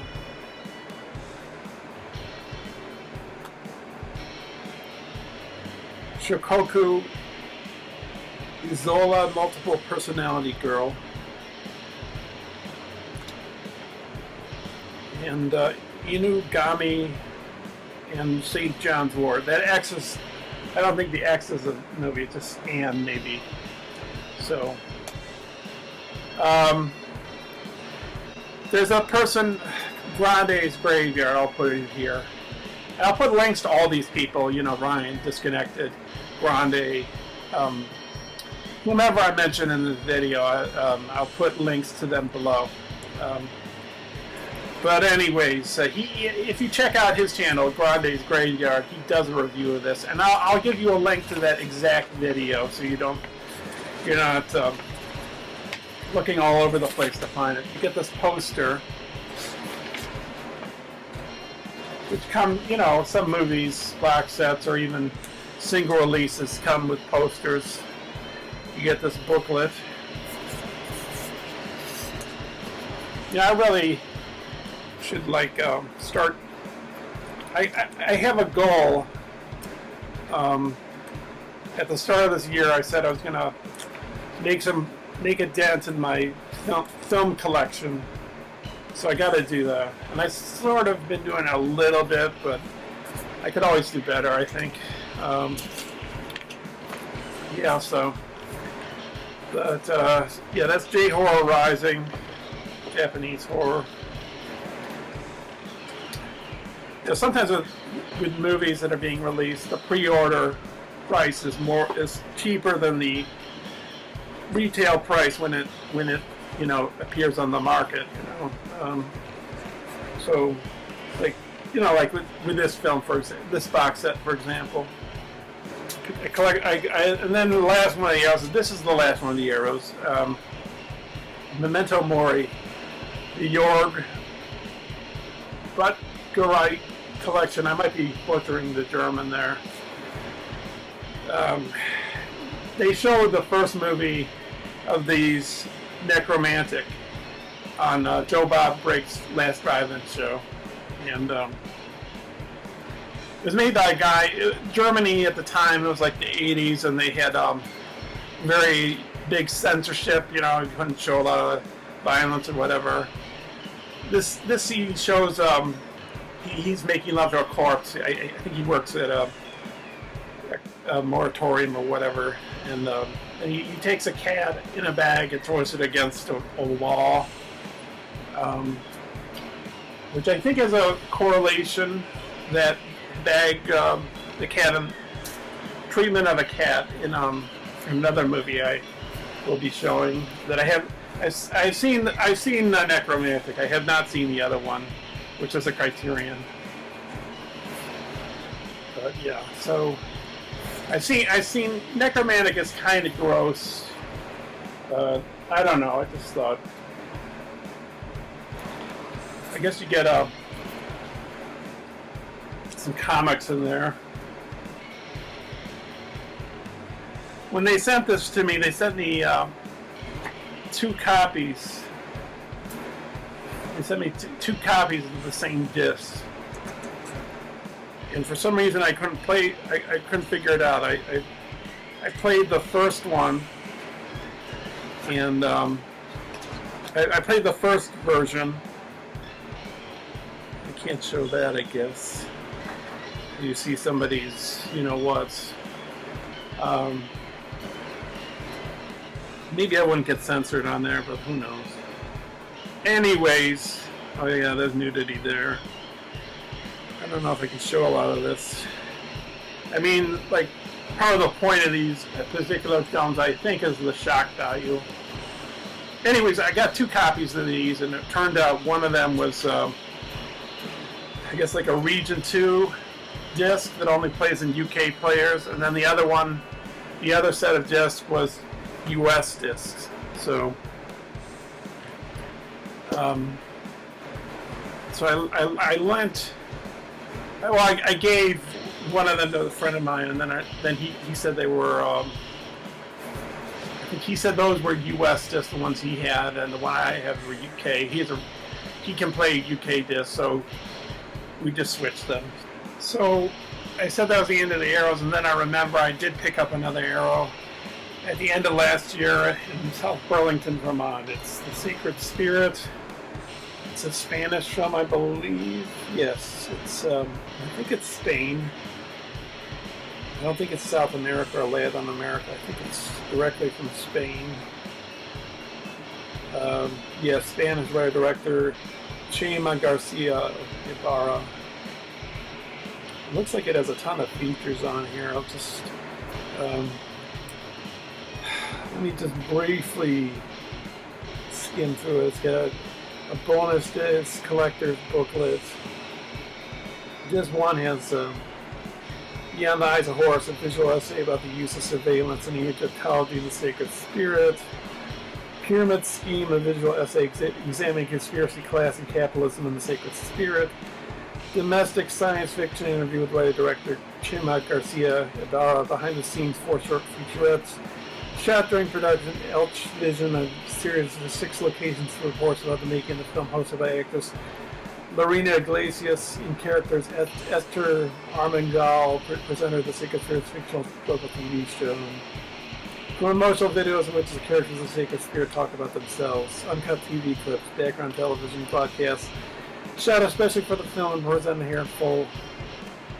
Second, short films of Chema Garcia Ibero, Attack of the Robots and Nebula 5, Proto-Particles, Mystery, Uranus, The Disco Shines, and The Golden Legend.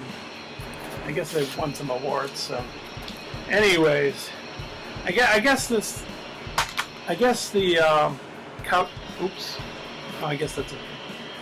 cover kind of pulled me in. So I don't know if this has a. Yeah, I guess it has a picture there. Arrows have these reversible sleeves on them. So. I guess it's a postcard. Maybe that's not the same movie. Maybe it's an advertisement for another one. So just briefly jump through here.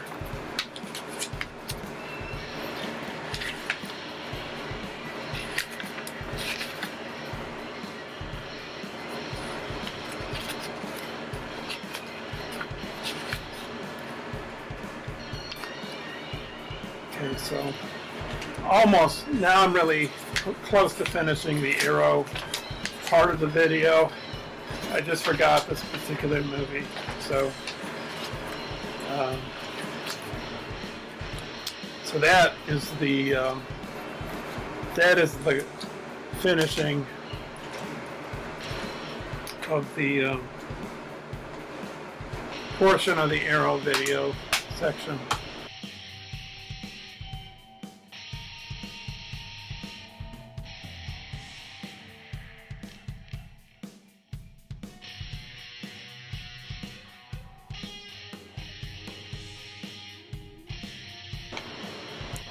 Okay, so this portion is the October flash sale, 8 Criterion. So let's start it off.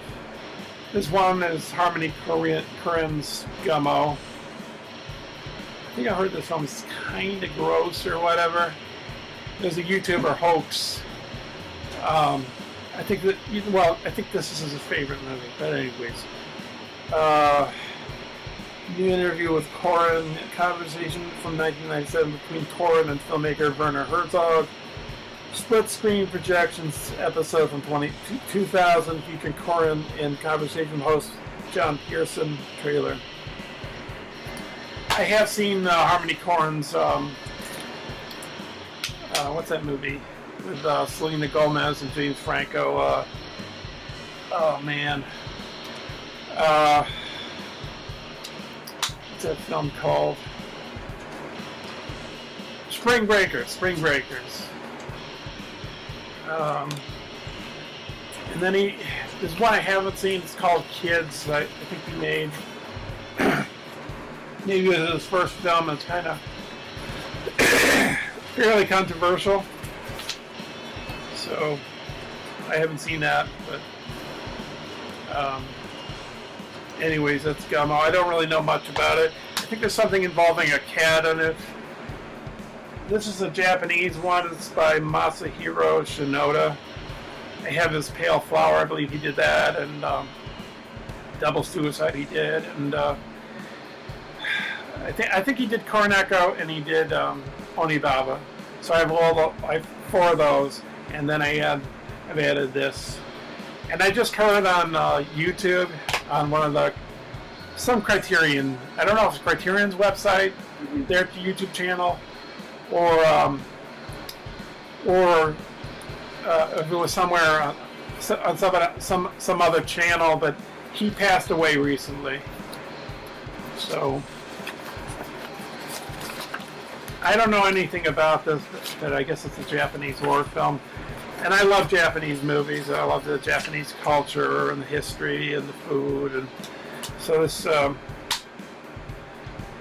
restoration is supervised by director Masahiro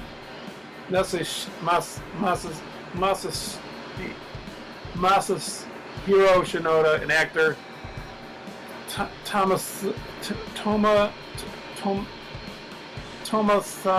Thomas Sabaru Bondo. New interview with film scholar Dudley Andrew, programming on the film special effects. So, yeah. And the next up is we got, there's two movies. They're Russian, Brief Encounters and The Long Farewell.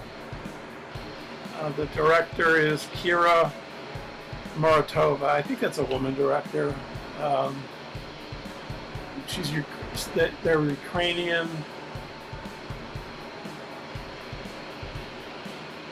I'm trying to figure out.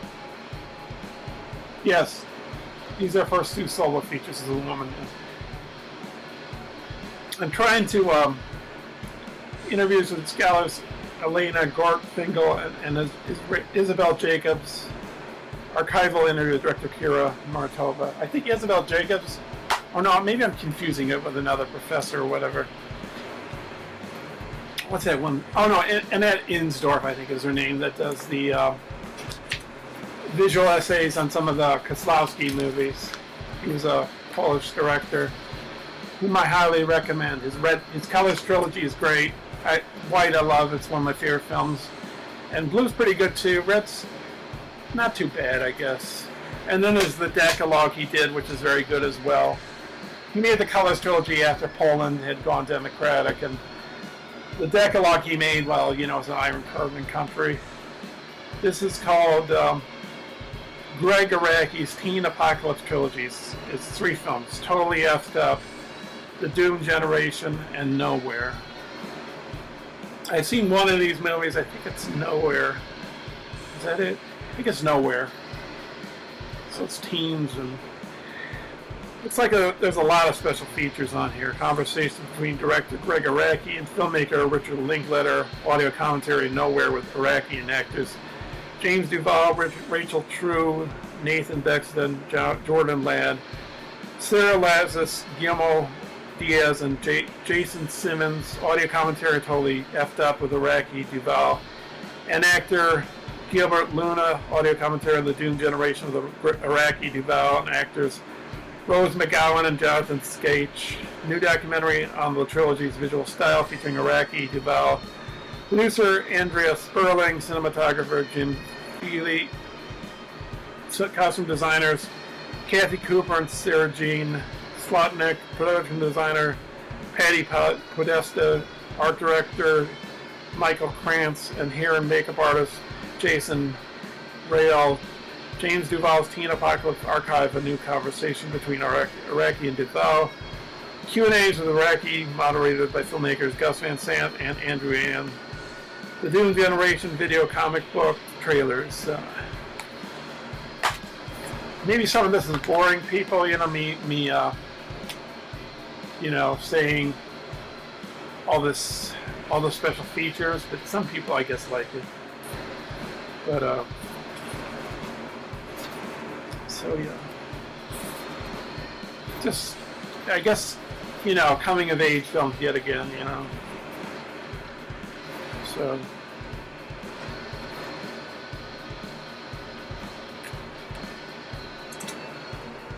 when I bought this box set, I didn't realize that one of the films on here I'd seen before until I put it in the player. I just skimmed through it. I haven't really, you know, watched them in full or anything like that yet. So that's cool. They're right there.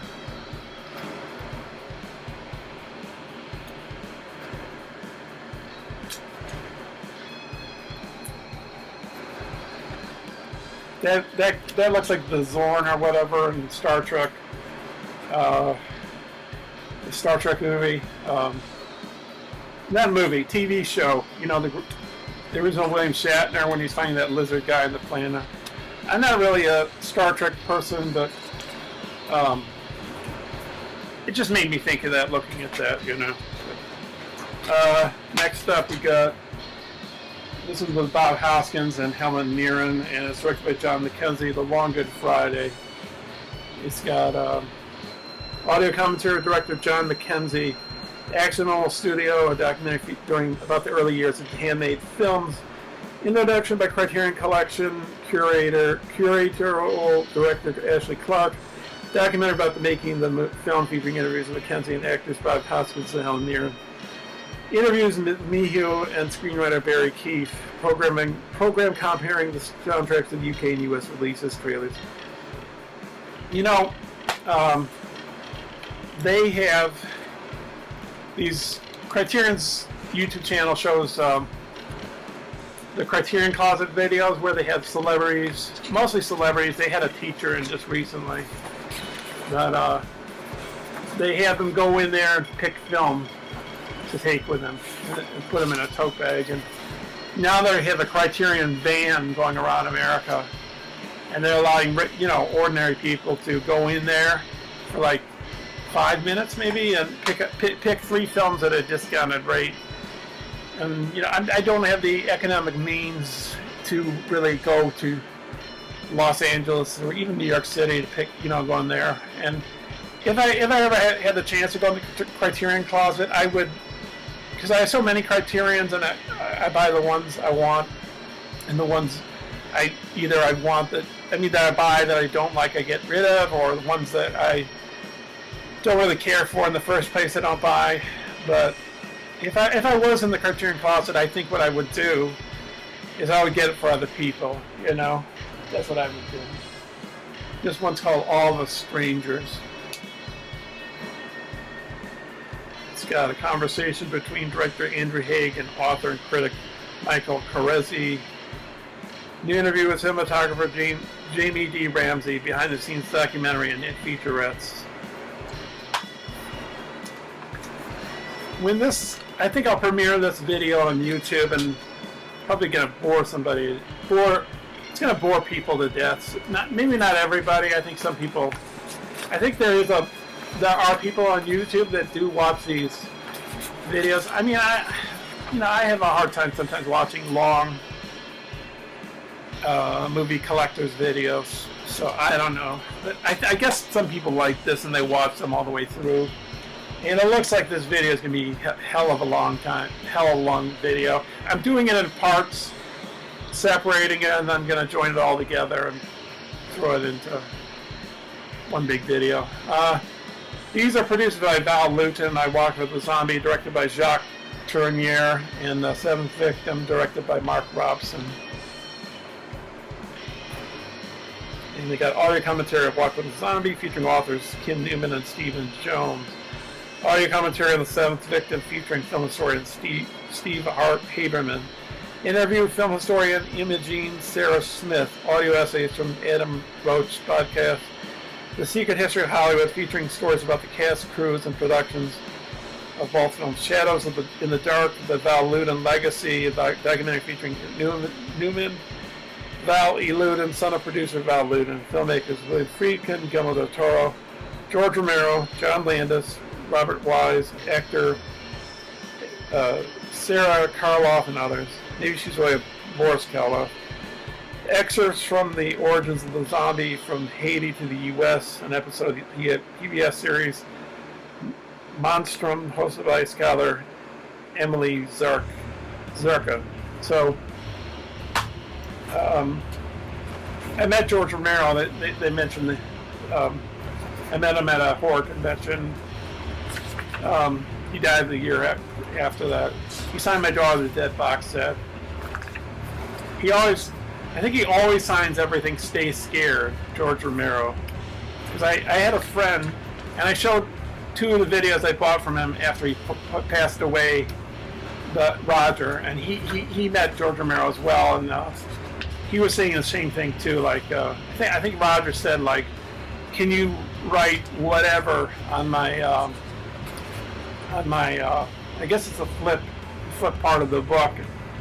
You know, one's this way, one's that way. Wait a minute, this way, and then that way. But I guess he insists, George Romero, on saying "Stay Scared." But he doesn't insist anymore because he's passed away. But this is the last of the portion of the November Criterion I picked up. Not a Pretty Picture, directed by Martha Coolidge. I like I'm trying to fill some holes. I was saying it, then it gets to that choppy thing that the computer does here and there. I was going to say, I have some holes in film knowledge, and like a few of those would be like African American filmmakers or black directors, and African filmmakers, and also women directors. So I try to fill a little bit of that up. And in this particular case, this is Not a Pretty Picture. That's the name of the movie by Martha Coolidge. So I think I have another Martha Coolidge movie. I think it's Working Girls is Lizzie Borden, I think.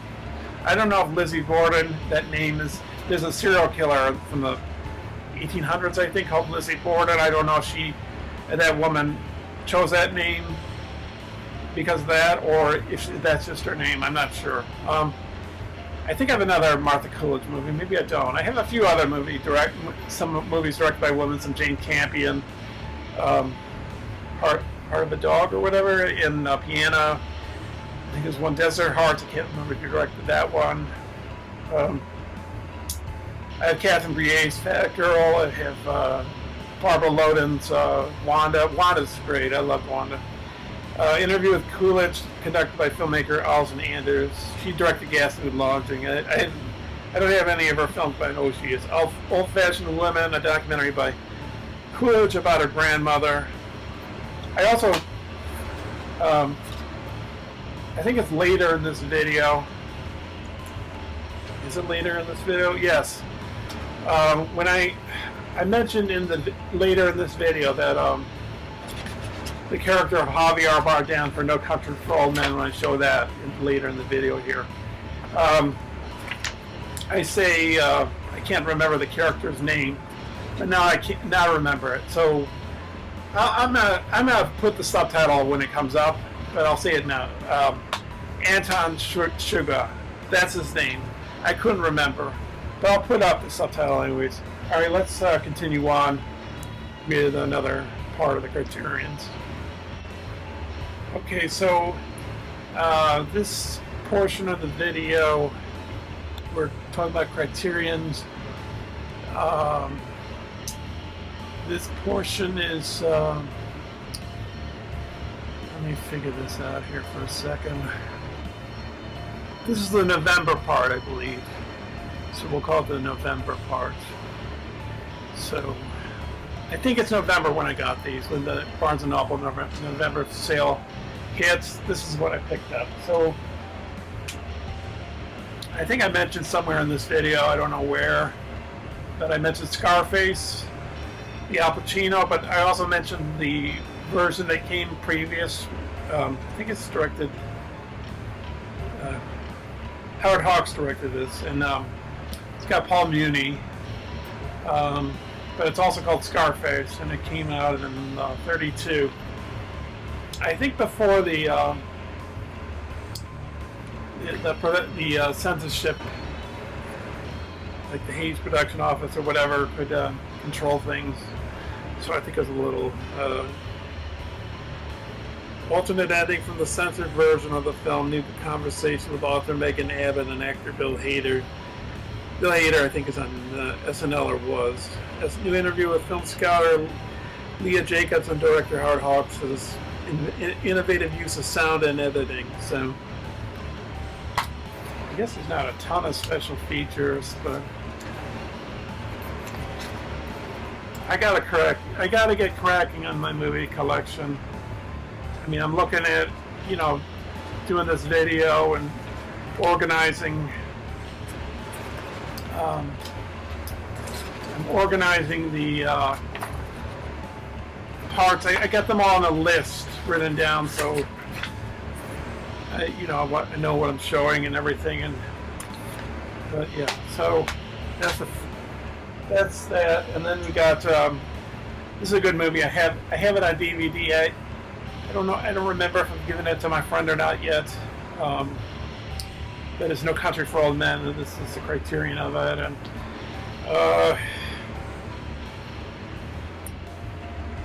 the master is supervised by Roger Deakins, the cinematographer. Conversation between filmmakers Joel and Ethan Coen and author Megan Abbott. New conversation Between Deacons and associate producer David Dilberto, also featuring Abbott. Archival interviews of actors Javier Bardem, Josh Brolin, Tommy Lee Jones, and Kelly MacDonald. Behind-the-scenes documentary by Brolin. 3 documentaries about the making of the film featuring on-set footage and interviews with members of the cast and crew. So, one of the Coen brothers' best films. Of the ones I've seen. I've seen some of their movies. There's some I haven't seen yet, like I think it's called The Ballad of Dusty Scruggs or whatever, Dusty Scruggs, and then there's Oh Brother, Where Art Thou, and there's a few I've missed. I can't remember all the Coen brothers, the movies. I've seen some of them, some I have not. The Lady Killers, which is a remake. I haven't seen that one. I'm trying to remember. The Javier Bardem character, he's great in this. Sort of like a figure of death, like an enigma, not really a person. If you check one of my videos, you'll see the scene from No Country for Old Men where he's at the gas station. The Javier Bardem character, the character's name is what's his character name?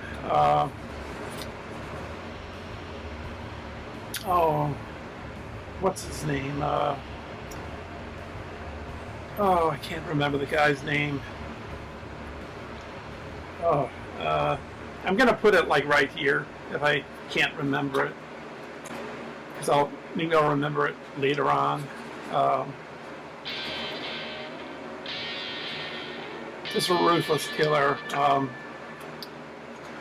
Oh man, I wish I could remember the guy's name. Javier Bardem character, Lincoln. I'll put it up here if I forget. This is Paper Moon, directed by the late Peter Bogdanovich. I haven't seen this one, but Peter Bogdanovich directed The Last Picture Show. Really good movie. You can pick that up by itself on Criterion, or you can pick it up with the BBS Story box set, which also features Head, the Monkees movie, Easy Rider, Drive, he said, which is a film that Jack Nicholson directed, The King of Marvin Gardens, 5 Easy Pieces, and Safe Place. I think that's all of them that's in that box set.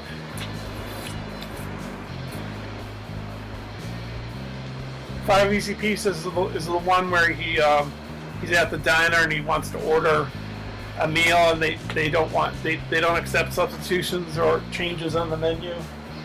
It's a classic scene, even if you've never seen the movie before. I think most people know that scene or probably are familiar with it. It's and Paper Moon. Did I say the Oh yeah, I said the. Okay, so Paper Moon special features, audio commentary featuring director Peter Bogdanovich, introduction to the film by Bogdanovich, new video essay by Bogdanovich, biographer Peter Tunget, 3-part making of documentary featuring Bogdanovich, production designer Polly Platt, associate producer Frank Marshall, and cinematographer Laszlo Kovacs, archival interview with Platt, excerpts from the 73 episode of The Tonight Show starring Johnny Carson, featuring Bogdanovich and actors Ryan and Tatum O'Neal. Location scouting footage with audio commentary by Marshall. And I met Frank Marshall when I was a teenager at a sci-fi convention. He was promoting Last Crusade, Indiana Jones and Last Crusade. So he produced those Indiana Jones movies, among other things. And he also directed a movie. One of the problems with this computer, it's a 2012 MacBook Pro, is it does that choppy freezing thing you just saw. So I had to stop it, bring that video into iMovie, and then go back to get on the camera. Anyways, what's that character's name in No Country for Old Men?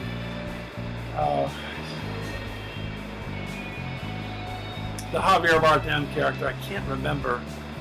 And it's killing me because I know it, you know. This is The Shape of Water by Guillermo del Toro. I like Pan's Labyrinth quite a bit. I'm not a fan of what's that movie he made? The one with the missile, the orphanage. Oh man, I can't remember the name of it.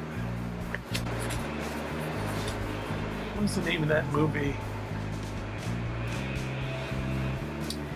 I like Pan's Labyrinth. I don't care for Hellboy. I don't care for Pacific Rim or Crimson Peak. I don't know. I'm willing to give this a chance. Shape of Water. The only way I could get this was with a 4K. I don't have a 4K player, but I thought of getting a 4K player. New conversations between Del Toro and filmmaker David Lowery. A fairy tale for troubled times, a documentary highlighting the film's production designs, performances, special effects, and score, anatomy of a scene prologue, and anatomy of a scene, the kit dance, both featuring on-set footage and interviews with Del Toro. Shaping the Waves, an interview with illustrator James Jean, masterclass in 2017 on the film's technical aspects, featuring Del Toro and crew members. So, and I do have Pinocchio. I got Pinocchio because it was out for a physical media award on the Brian's Disconnected show, and it won one. It's kind of interesting. I like the Disney animated Pinocchio, but it's kind of interesting, you know, because it's showing it through the lens of Italian fascism, so it's kind of interesting. And there's a scene in Del Toro's Pinocchio that it's like a hat. I don't think it's even a minute. It's like half a minute. It took like them at least a year, maybe 2 years, to animate just that 30-second part of the movie. They had several animators doing stop motion animation on the film while the film was being made, so they could, I guess, get it done faster. This is Happiness. I think it's Todd Solondz. Philip Seymour Hoffman's in this. I think I seen it, you know, back in the '98. It came out. I think I saw it in the theater. Restoration by director of photography Maris Alberti. New conversation between director Todd Solondz and filmmaker Charlotte Wells. New interview with actor Dylan Baker. Kind of a disturbing movie, this film. That woman, she looks like the Cameron Manheim from, maybe that's her, from The Practice. She was also in The Road to Wellville, I believe, which I have not seen. But Phil Seymour Hoffman, I think he's a pedophile in this movie. It's kind of a disturbing movie. But a good movie. I was on the fence of getting that, but I decided to get it. This one's called Anatomy of a Fall by Justine Triet. I think it's a woman director. I think it's French. Is it French? French, yes, and English too. She's got an interview with director Justine Triet, deleted and alternate scenes and commentary by Triet. Audition footage of actors Nilo Mercado, Grauner, Antoine Grenetz, and rehearsal footage of Mercado, Grauner, and actor Sandra Haller. Short program about the dog who plays Snoop, featuring trainer Laura Martin, and a trailer. So I hear this is a good one.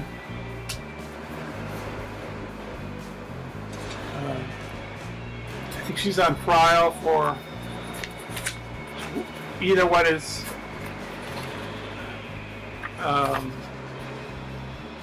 whether she murdered, I think it's her husband, or whether she's just being the conditions are making it look like she had, but she did not do it. You know. This one is a box set. It's a Eclipse box set from Criterion. I think all Eclipse box sets are DVDs. So another Japanese Eclipse box set I've picked up. The World of Koriyoshi Kurahara. These Eclipse box sets, they don't feature special features. Intimidation, The Warped Ones, I Hate But Love, Black Sun, and Thirst for Love. I really should be watching, that's Intimidation. I really should be watching like a film a day or something. The Warped Ones, but I make music that's time consuming. And sometimes when I make music, I hate but love.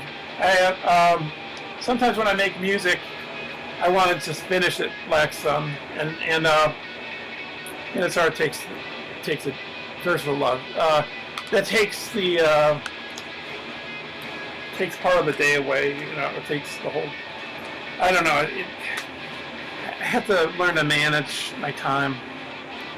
You know, I used to be in the when I watched movies, I had to watch them in one day, one sitting, or whatever. And now, if I fall asleep, or you know, I need some sleep, I'm okay with cutting it into 2 days or 3 days. Maybe 4 days is a little bit of a stretch, or maybe if I miss a few days between watching part and another part, that's not probably I won't catch the flow of the narrative. So probably not a good idea to split it up too much. And this portion of the video. This is the November part of the Criterion's, I think, Dogfight with River Phoenix and Lily Taylor. I guess I picked this up because it's like romance, and I'm sort of into romantic movies, sort of. Audio commentary featuring Savoca and producer Richard Bly. The interview with Savoca and actor Lily Taylor, conducted by filmmaker Mary Herron. Mary Herron directed I Shot Andy Warhol, Notorious Betty Page, and American Psycho. New interviews with cinematographer Bobby Bukowski, production designer Lester W. Cohen, script supervisor Mary Sabowski, music supervisor Jeffrey Kimball, supervising sound editor Tom Squires, and editor John Tintori. So.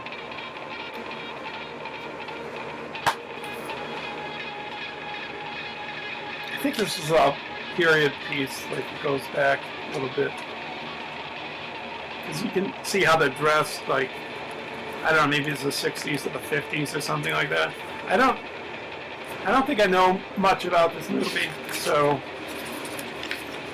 I think it's like a romantic movie, maybe it's one of those coming of age movies or whatever. So. And River Phoenix, you know, he's been passed away for quite some time. I think he died of drugs. You know, his brother, you know, Joaquin Phoenix is a huge star. Alright, let's continue on to the next part of the Criterion. So here's some Criterions I picked up. 3 pre-orders, and then I picked this one up in Utica when I was in December. I was deliberating and getting this for a while, but I finally got it. I did have another version, which wasn't a Criterion, and I had it on videotape a long time ago. I used to watch a videotape that I bought from Blockbuster of it. But I'm talking about Silence of the Lambs by Jonathan Demme. My other copy of Silence of the Lambs was signed by him, but I should have bought the Criterion at the time and had him sign that. So he's passed away since. I think I'm doing a series on my channel. I'll give you the exact title for it. Let me see. I know. Oh, here it is. Forgotten Cinema and Films You Haven't Seen or Heard of. And it's sort of influenced by Jonathan Demme, because he had a program at the Jacob Burns Film Center in Pleasantville, New York, called Rarely Seen Cinema, where he would show films like that fell under the radar or whatever. So I thought of, you know, he's passed away. I think he died of esophageal cancer. But anyways, he did this Rarely Seen Cinema series at the Burns, so he would show films that fell off the radar. And I don't know if he had to agree that all the films were good. It was just to widen your net, to see things you haven't seen, to increase your palate or whatever. He did Saddle Up Saturdays as well. would have on Saturdays there were westerns. There was another series he did. He did other programs at the Burns as well and interviewed filmmakers. And he was a nice guy, really nice guy. Anyways, and these are pre-orders I picked up. This one's Eastern Condors, directed by Sammo Hung. Sammo Hung was in Enter the Dragon with Bruce Lee. The English dubbed. There's an audio commentary by critic Tony Raines. I have him on a few commentaries. I think a few on Criterions and a few other companies. I think there's a Korean one that he did. It's an Arrow, I think, and I can't remember the title. And he's done some other stuff, but anyways, he's covered Ingmar Bergman, I think, maybe. But anyways, and meet the filmmakers, a new interview with actor-director Sammo Hung. Interviews from 2001 with Hung and actor Yuan Hua. Eastern Condors live and on-stage performance of the 1987 Miss Asia pageant. Teaser and trailers. 87, I guess, is when this came out. There should be some nice Asian action-packed fun, So, I guess the selling point for this one is that Sammo Hung, I think he directed it. Yeah, he directed it. So, that's why I chose it. I think in Enter the Dragon he plays a bad guy. I don't think he's on Bruce Lee's side. I think they were good friends, Sammo Hung and Bruce Lee. But that's Eastern Condors. Then I got another film of this director. His name is Roisuke Hamaguchi. He directed this one's Evil Doesn't Exist, but he directed another movie called Drive My Car. I think it won Best Picture. It was the first film not spoken in English that won Best Picture was Parasite. I love that movie by Bong Joon-ho, whom I met at the Burns one time. I met him once, and then I was at another film. I saw two films of his there. Mother, which I met him there, and he signed my Host DVD. And then he showed, he was there for the train one. Oh man, what's that film called? Oh man, this film. Snowpiercer. Yeah, it's got Ed Harris and I think it's Viola Davis and John Hurt and the guy who plays Captain America. I think it's Chris Evans. I think. So yeah, it's got Tilda Swinton in it as well. So and I think Bong Joon-ho has an Asian actor. Well, there's an Asian actor in the film that speaks in South Korean, I guess. So this one, I watched this one with my friend, and we thought it, maybe be an hour and a half, 2 hours. We looked at the length as we were watching. It was at least 3 hours and a half, maybe 4 hours. And I want to revisit this. And anyways, it's The Mother and the Whore by Jean Eustache. Came out in '73. I don't want to really read off, but I think it's supposed to be a really read off what all this about the intrigue, about the importance of the movie. So I maybe I'll bore you, but I'll just list the special features. New interview with actor Francois Lebrun, new conversation with filmmaker Jean-Pierre Gorin, and writer Rachel Kushner. Program and films restoration segment from the French television series Pour le Cinema featuring Lebrun, director Jean Eustache, and actors Bernadette Lafont and Jean-Pierre Léaud. Jean-Pierre Léaud was in 400 Blows. He's the kid in 400 Blows, and he was in. There's a Criterion box that coming out called something like The Adventures of Antoine Duhamel, which features that 400 Blows, Bed and Board, Day for Night, and what's the other one? but I think there's 4 of them. And he, Francois Truffaut, who directed those films, he was showing he was literally showing his actor growing up from a kid to an adult, which Richard Linklater did in Boyhood. I can't stand Boyhood. I like some of Linklater's films. It depends, but I don't like Boyhood. But it seems like it's lifted right from these Antoine Doinel movies that Truffaut did with Jean-Pierre Léaud. Jean-Pierre Léaud is also in Godard's Weekend. He's dressed up in 18th century clothing, reading a book in the field, like about revolution or whatever. So that's him right there. He's a big figure in French cinema.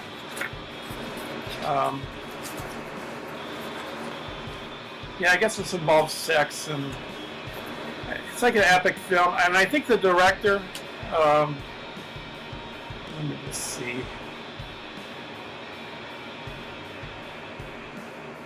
I think it was his first film. I think it's a he. It's a her. It's a he. I think we checked on that. So next part coming up. Okay, so here's some Criterions. I was gonna jumble them up, like in terms of like these ones I'm showing here. These are the ones I received in March from the Criterion flash sale on their website. But I think what I'm going to do to sort of make it chronological in a way on this video, I've got a list of all the movies that I've bought on my notes on my MacBook Pro. And so, for example, with the Criterions, it says like the October flash sale, the March flash sale, what I got in November, the pre-orders, So I think what I'm going to do is take this clump here of March Criterions, and I think that's the end of the Criterions for the latest Criterions I've received. So you're going to see other Criterions before this. So I'm being redundant, but that's how I'm going to do it. So, anyways, so let me get to them. This is a movie I have on DVD, but I decided to get it on Blu-ray. I don't think it really has much. Doesn't have much in the air. It has a little special features, but due to what's happening today in the world, this is Luciano Visconti's The Damned. I have seen this movie before. It's I think they're a German industrial steel family. They're very wealthy. The German, and it's at the high, it's at the time when the Nazis had gained power. Decadence. Wealth. I think one of the family members, he dresses up in women's clothes, and I guess it's evoking the Berlin kind of nightclub kind of thing with that, and the rich family, and I think it's a film addressing fascism. So I thought, okay, I'll get the Blu-ray of that, and it has some special features. An interview from 1970 with director Luciano Visconti. Archival interviews with actors Helmut Berger and Gertholen and Charlotte Rampling. Visconti on set. A 1969 behind-the-scenes documentary. New interview with scholar Stefano Albertini about the sexual politics of the film. So I guess it has a bit on some stuff on it. So, because the DVD I have is a bare bones, and I got to get rid of that because I don't need two of the same thing. This one is a Gus Van Sant movie. I've seen this. I think I saw it in the 90s. It's a drugstore cowboy. I think this character takes pharmaceutical pills to illegally. I believe that's how it goes. I don't know. But let me see. It's got audio commentary featuring Van Sant, who's the director, Gus Van Sant, and actor Matt Dillon. The Making of Drugstore Cowboy, featuring interviews with Van Sant and members of the cast and crew. New interviews with Yeoman and actor Kelly Lynch. Deleted scenes in the trailer. So,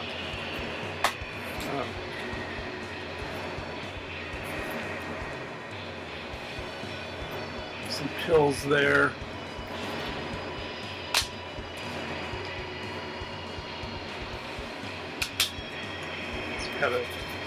Oh, I thought it. No, it is a book. It is.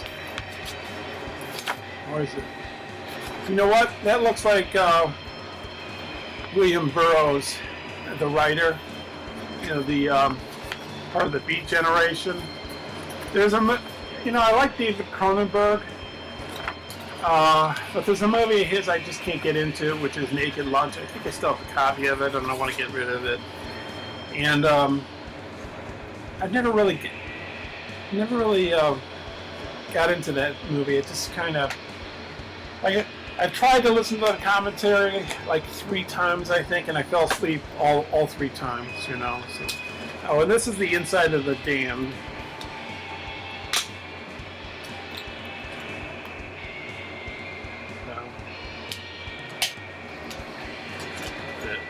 There.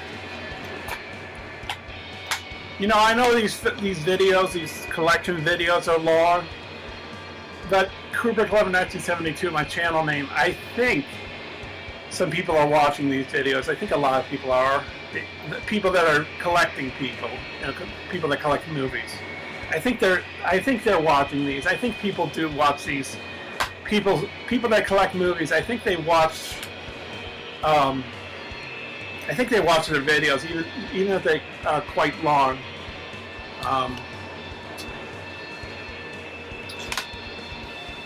You know, my channel also has music on it. I think it's just music and movies. That's all I have on my channel. I might have a few other things. I can't. Well, like I have footage of a deer, you know, in the woods, for example. That's like a, I don't know, a 30-second video or a minute video. I was just outside my apartment complex one day. I was going in my car and I saw this deer in the woods, and I took video footage of it. So that's how that got on there. But not really anything else. Just music and movies is basically what my channel is concerns. This is, oh, and this one right here, this is a Jim Jarmusch film, or Jim Jarmusch. It's called Night on Earth. Roberto Benigni is on the front there. He was in the movie Life is Beautiful, the Italian movie, which is kind of a crazy movie. You know, the father character saying to the son during the Holocaust that he's playing a game and he's getting points. It's a little bit, you know, come on. I don't, how are you going to buy that, you know? I don't think it's a true story. I think that's a little hard to swallow and hard to believe that you know, a father and son, or the father saying, oh, it's all a game and we're scoring points, you know. And you know, because the young boy, his son, doesn't have an idea of what really is going on. You know, I don't know. Life is Beautiful is a little bit hard to believe. You know, the premise. This one is directed by John Hughes. I have another John Hughes movie called Weird Science, which is an Arrow, which I sort of find interesting. You know, it's kind of fun. I guess I'm not a John Hughes guy, and this film, there's some films I buy because I want to know why people like them, because I'm not really a fan of them, and one of those would be Pulp Fiction. Like I bought a book on Pulp Fiction. I have these BFI books, British Film Institute. There's these, they call them monograph books. They're very short. They're like, I don't know, 100 or 70 pages, like with an essay by a professor or a filmmaker approaching each film from a certain angle. Like The Birds by Hitchcock they use Camille Paglia, a feminist professor, and she uses Greek tragedy to cover The Birds. Or they have that one, but like Salman Rushdie is one of the Wizard of Oz. I'm not wild about the Wizard of Oz. But I don't have the Wizard of Oz one, but there's a whole bunch of them. Classic movies, like those. I think like Metropolis. And, those ones I own, like M, and I'm trying to remember them all. 2001, of course, they have other special books about 2001 in their collection, but 2001, Citizen Kane, Belle de Jour, Night of the Hunter, Seven Samurai. I'm trying to remember all the ones I had. Jaws, Blade Runner. There's ones I'm missing. But anyways, so I'm digressing. This film that I'm going to show by John Hughes is really praised. It's a coming-of-age film. I think I've only seen portions of it, so I said, okay, let me watch the whole thing. I got it. I don't know how much thrilled I'm going to be about it. I'm not really fond of coming-of-age movies. Not a great time in my life. But Breakfast Club. Emilio Estevez. Is it Judd Hirsch?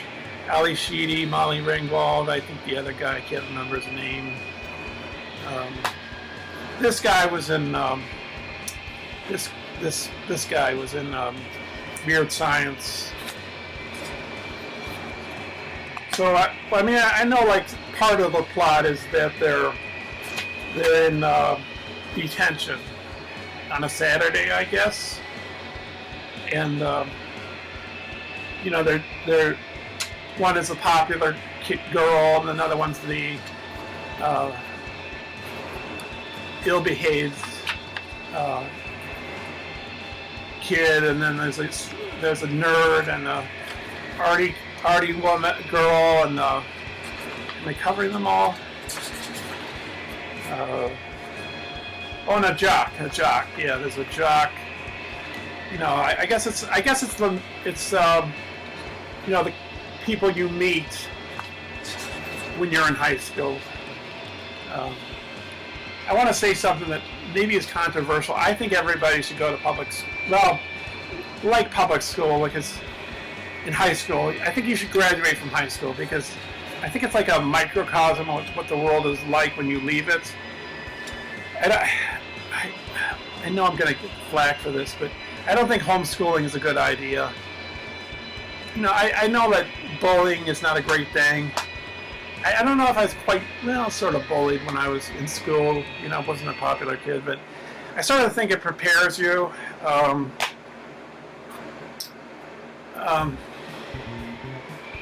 just think people should go through it.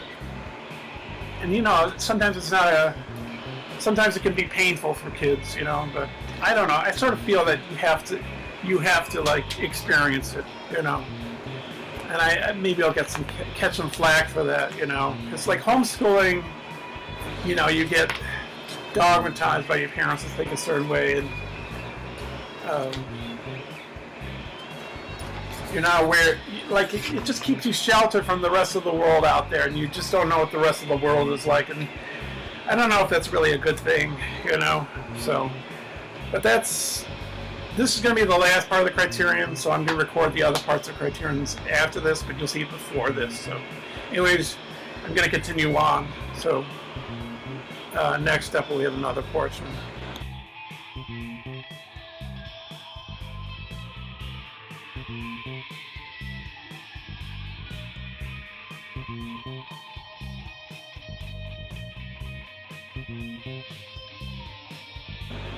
Okay, here's the last portion of the video. Usually, I show movies, Blu-rays, DVDs, and in this particular case, at the end, I'm going to include some books.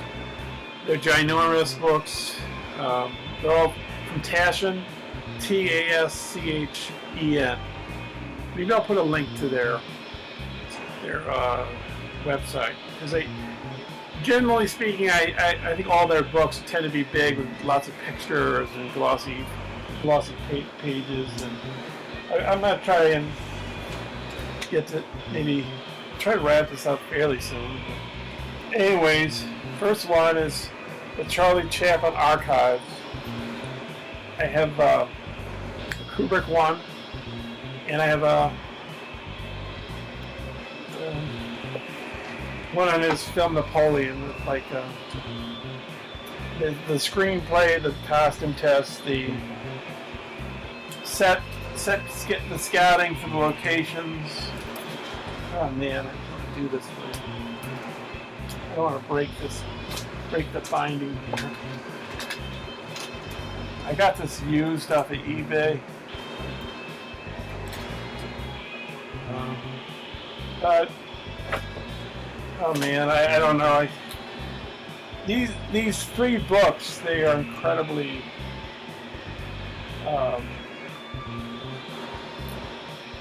they're huge.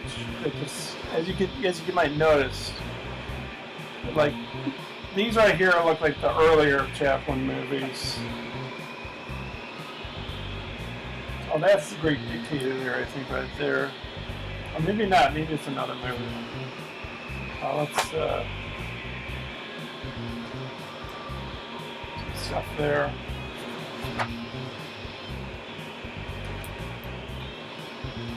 Chaplin, somewhere in the 50s, I think it was. He left America and he tried to come back, but he was blacklisted. There's the Gold Rush. That's a good one. Tearjerker.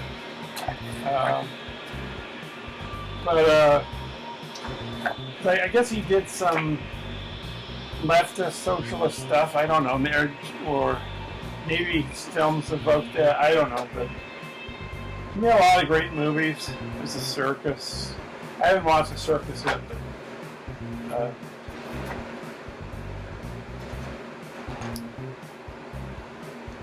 and you know, like some people say, like, oh well, City Lights. Try to find Modern Times. Oh, here we go, Modern Times. Some think like when sound hit. Well, Modern Times was like the first.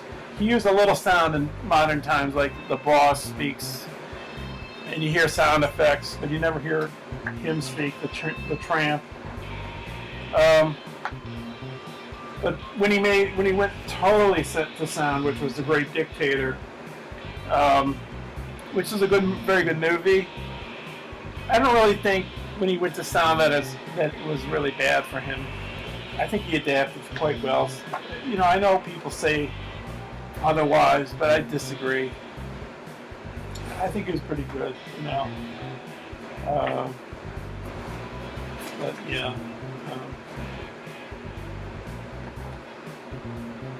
And Chaplin at the time of The Great Dictator, you know, he said some controversial stuff that was sort of, you know, was peace-oriented, and you know, what was happening at the time, or what wasn't, people really weren't receptive to that kind of a thing. You know, because of his speech. You should watch a speech at the end of The Great Dictator. It's with the what's his name?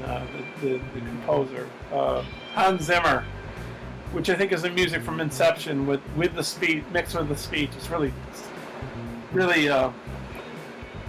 pulls at your heartstrings. And this is Monsieur Verdoux. He plays a serial killer in this one. I have a bunch of Chaplin, what do you call it, Criterions. So, you know, he's getting older in these films. And then, because I think, you know, he took controversial steps, you know, like Monsieur Verdoux, you know. And then he did this film called Limelight, and he had his buddy, you know, a person that, I don't know if they were competing each other in the silent era, but there's Chaplin right there, pretty older. I want to find a picture of him and Buster Keaton here.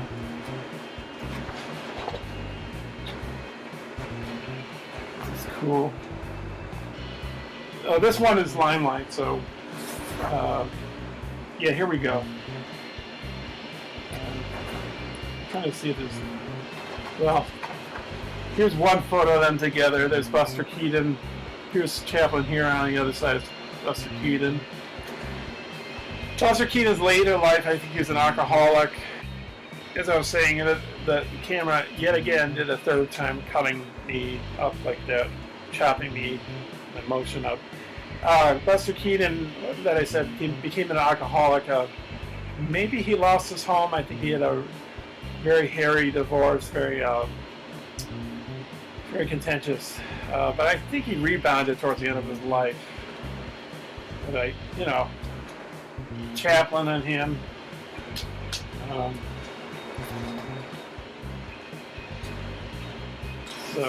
And I don't know if really Buster Keaton compared to Chaplin really transitioned to the sound era as well. I don't think he did. Because I've seen I've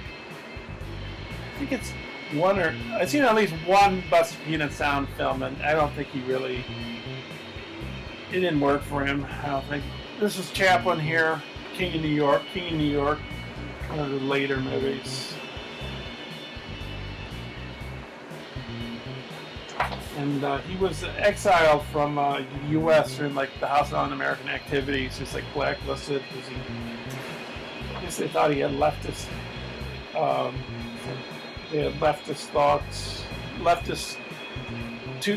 thought he was kind of a leftist. Connor's from Hong Kong. I don't know if he's in this.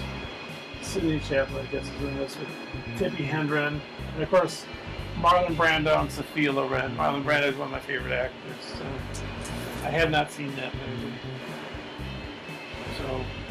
But let's move on to the next book. Another one of these types of books. I love James Bond movies. Even the bad ones usually have one good scene in them. Roger Moore's my favorite Bond because I grew up with him. But another ginormous book, James Bond Archives 007. So I had the Bond box sets.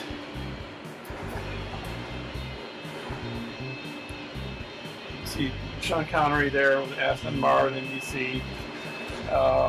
Cubby Broccoli and Harry Saltzman, the two producers. Dr. No, where we start off with the silhouettes. Ursula Andress picking the seashells.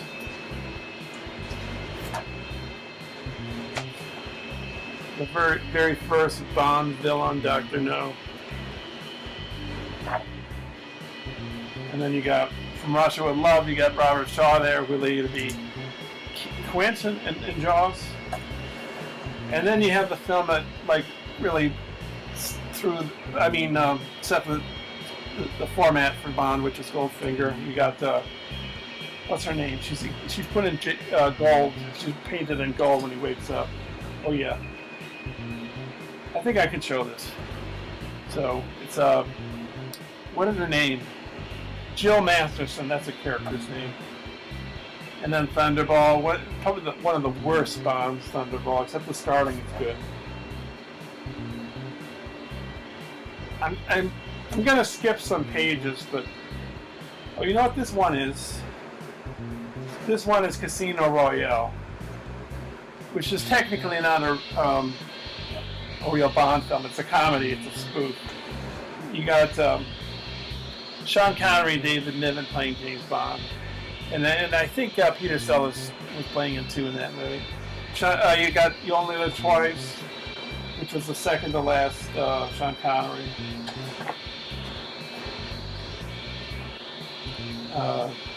Then you got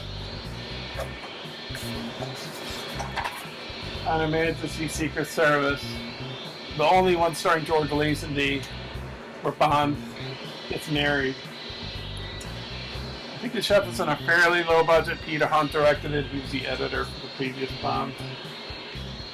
The editor for the Bond films after, following these was, what's his face? Not Scott Glenn. John Glenn.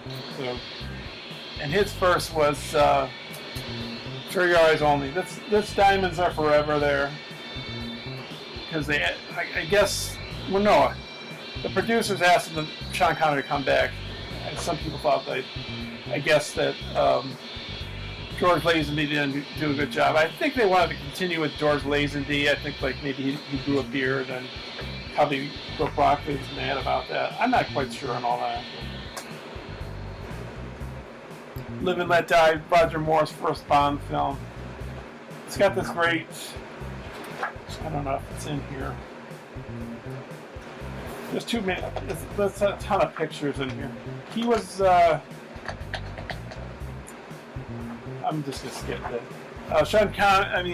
Roger Moore was, I think, 35 or 36 when he became Bond. Yaphet Kotto was a villain in this one. He was an alien. He was in Blue Collar. He plays Kananga in this one. Then you got The Man with the Golden Gun, Roger Moore's second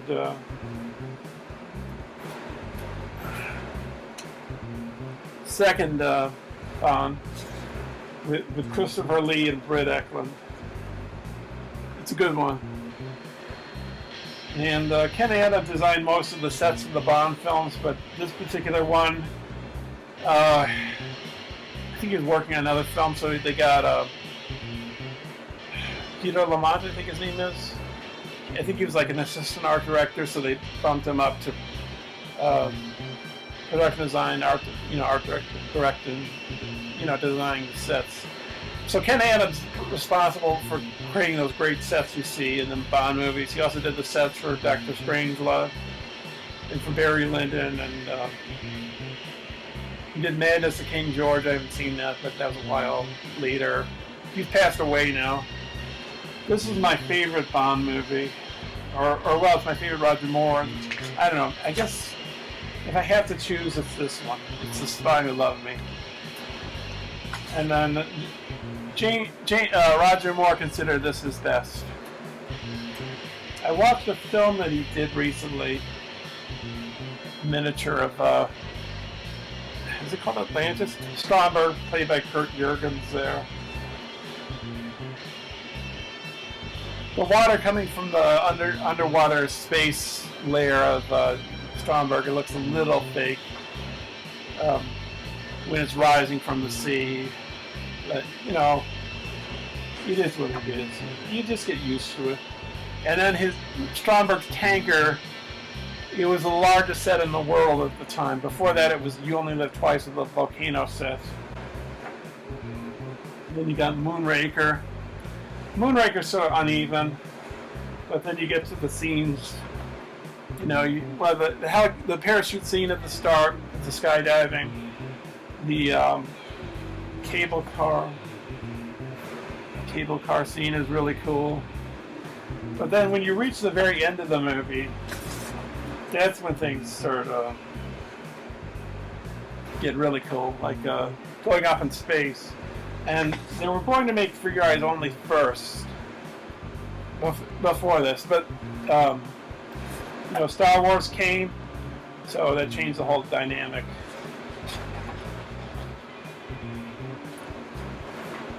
And then after Moonraker, they made For Your Eyes Only.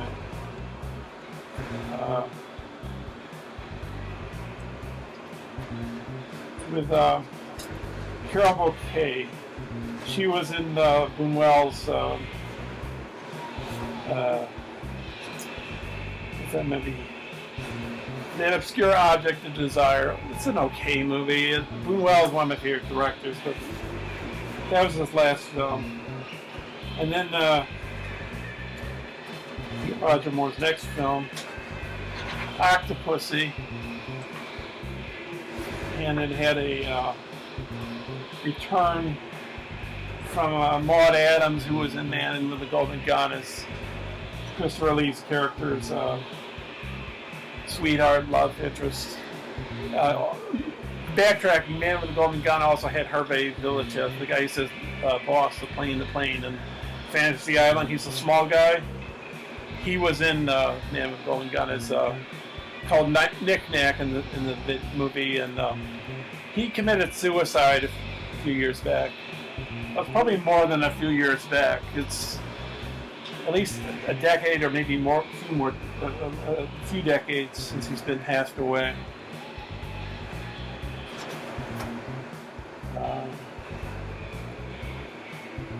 I'm going to jump a little bit. We got View to a Kill. I know I'm like going through every single one of these, but we got the scene where Roger Moore is hanging off a fire truck ladder. The really impressive part of View to a Kill is the Golden Gate Bridge part, which is fascinating how they did that. And of all the ones that he did, the action scenes, the View to a Kill has the Golden Gate Bridge part. It doesn't look fake like the previous Bond films Roger Moore did, where the background, you could tell it was like a screen. Yeah, so. Then you have what's his name? Timothy Dalton, Living Daylights. The music for the Bond films, a lot of them were done by John Barry, and this is the last one I think he did for the Bond franchise, and he's passed away. The James Bond theme is by Monty Norman. Of the two, what's his name that I just said? Timothy Dalton Bonds. I like this one better than License to Kill. Some people think License to Kill, that's this here, is the best Bond film. I think it's the worst. Partially because it's shot on an extremely low budget. And that's not Bond, you know. Bond's supposed to be a jet setter, you know. And I don't know. Anyways, so let's get to the next one. The GoldenEye. Pierce Brosnan's first. The villain in that movie was, I can't remember his character name, but the Russian general, whatever. He was one of Fassbender's regular actors earlier in his career. And that's the first entrance of M by Judi Dench. And then you got Tomorrow Never Dies with Terry Hatcher and Michelle Yeoh. Jonathan Pryce is the villain, and he's like a media guy. So a great shot here of them going down a billboard. The helicopter and the motorcycle. It's supposed to be going through Vietnam, but I think it's Thailand, maybe. That's okay. So, as I was saying, going back to Pierce Brosnan, I don't know where the video got choppy because I wasn't looking. I'll just keep going. World Is Not Enough. That's with Denise Richards. It was Christmas Jones. And you got Robert Carlyle as the villain. He was Begbie, I think his character name, in Train Spotting, bad guy, and you got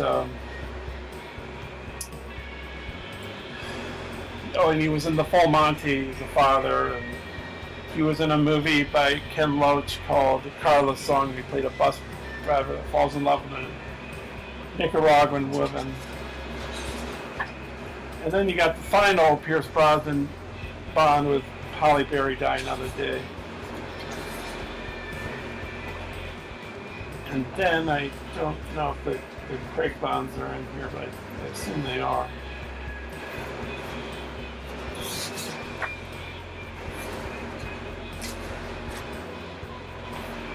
Casino Royale, the first of Daniel Craig's.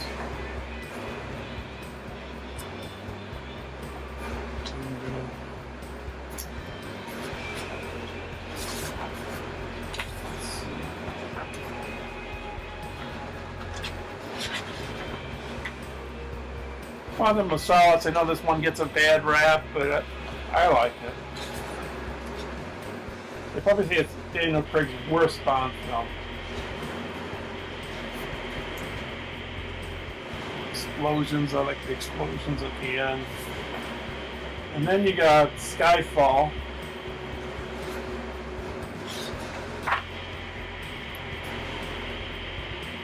Oh, I like Skyfall. I know I'm probably in the minority, but, well, I shouldn't say that. I don't like what am I talking? I'm not paying attention to myself. I hate the MacGyver ending of it. You got the new Q, a young guy, and when Bond goes to his old home from when he was a kid, and the butler's there, or whatever he is, they make these contraptions, and it's just so damn annoying because that's not Bond. You know, that Bond is high tech and class and exotic locations, and when you cheapen that, it's just it doesn't work. Then you got Spectre, which was kind of interesting. I know it's revamping the franchise, but I don't let it bother me too much. And then, let me see. Okay. And you have that woman, Lea Seydoux, or whatever. She was in blue is the warmest color. She's the love interest, and I think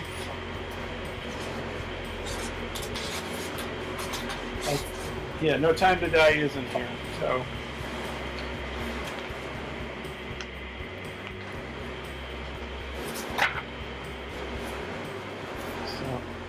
generally speaking, the Bond films I think work for me. They're a pretty good franchise, I think. All right, that's enough of that. And last but not least, we got a Goliath of a box, a book. It's 2 books. I had to have it. Kubrick's my favorite director, so I got another Kubrick book, and like the Napoleon one that's quite big, you got this one, which is about the making of The Shining. Ginormous. Can you see how big it is? So it's in 2 books. Very exhaustive. Very exhaustive of how they made it. The guy who wrote the book, it's his favorite movie. So I think it's got the script and the production design and behind-the-scenes photos and just a wealth of information, pictures. So I'm looking forward to reading that. And then you got a scrapbook that comes with it.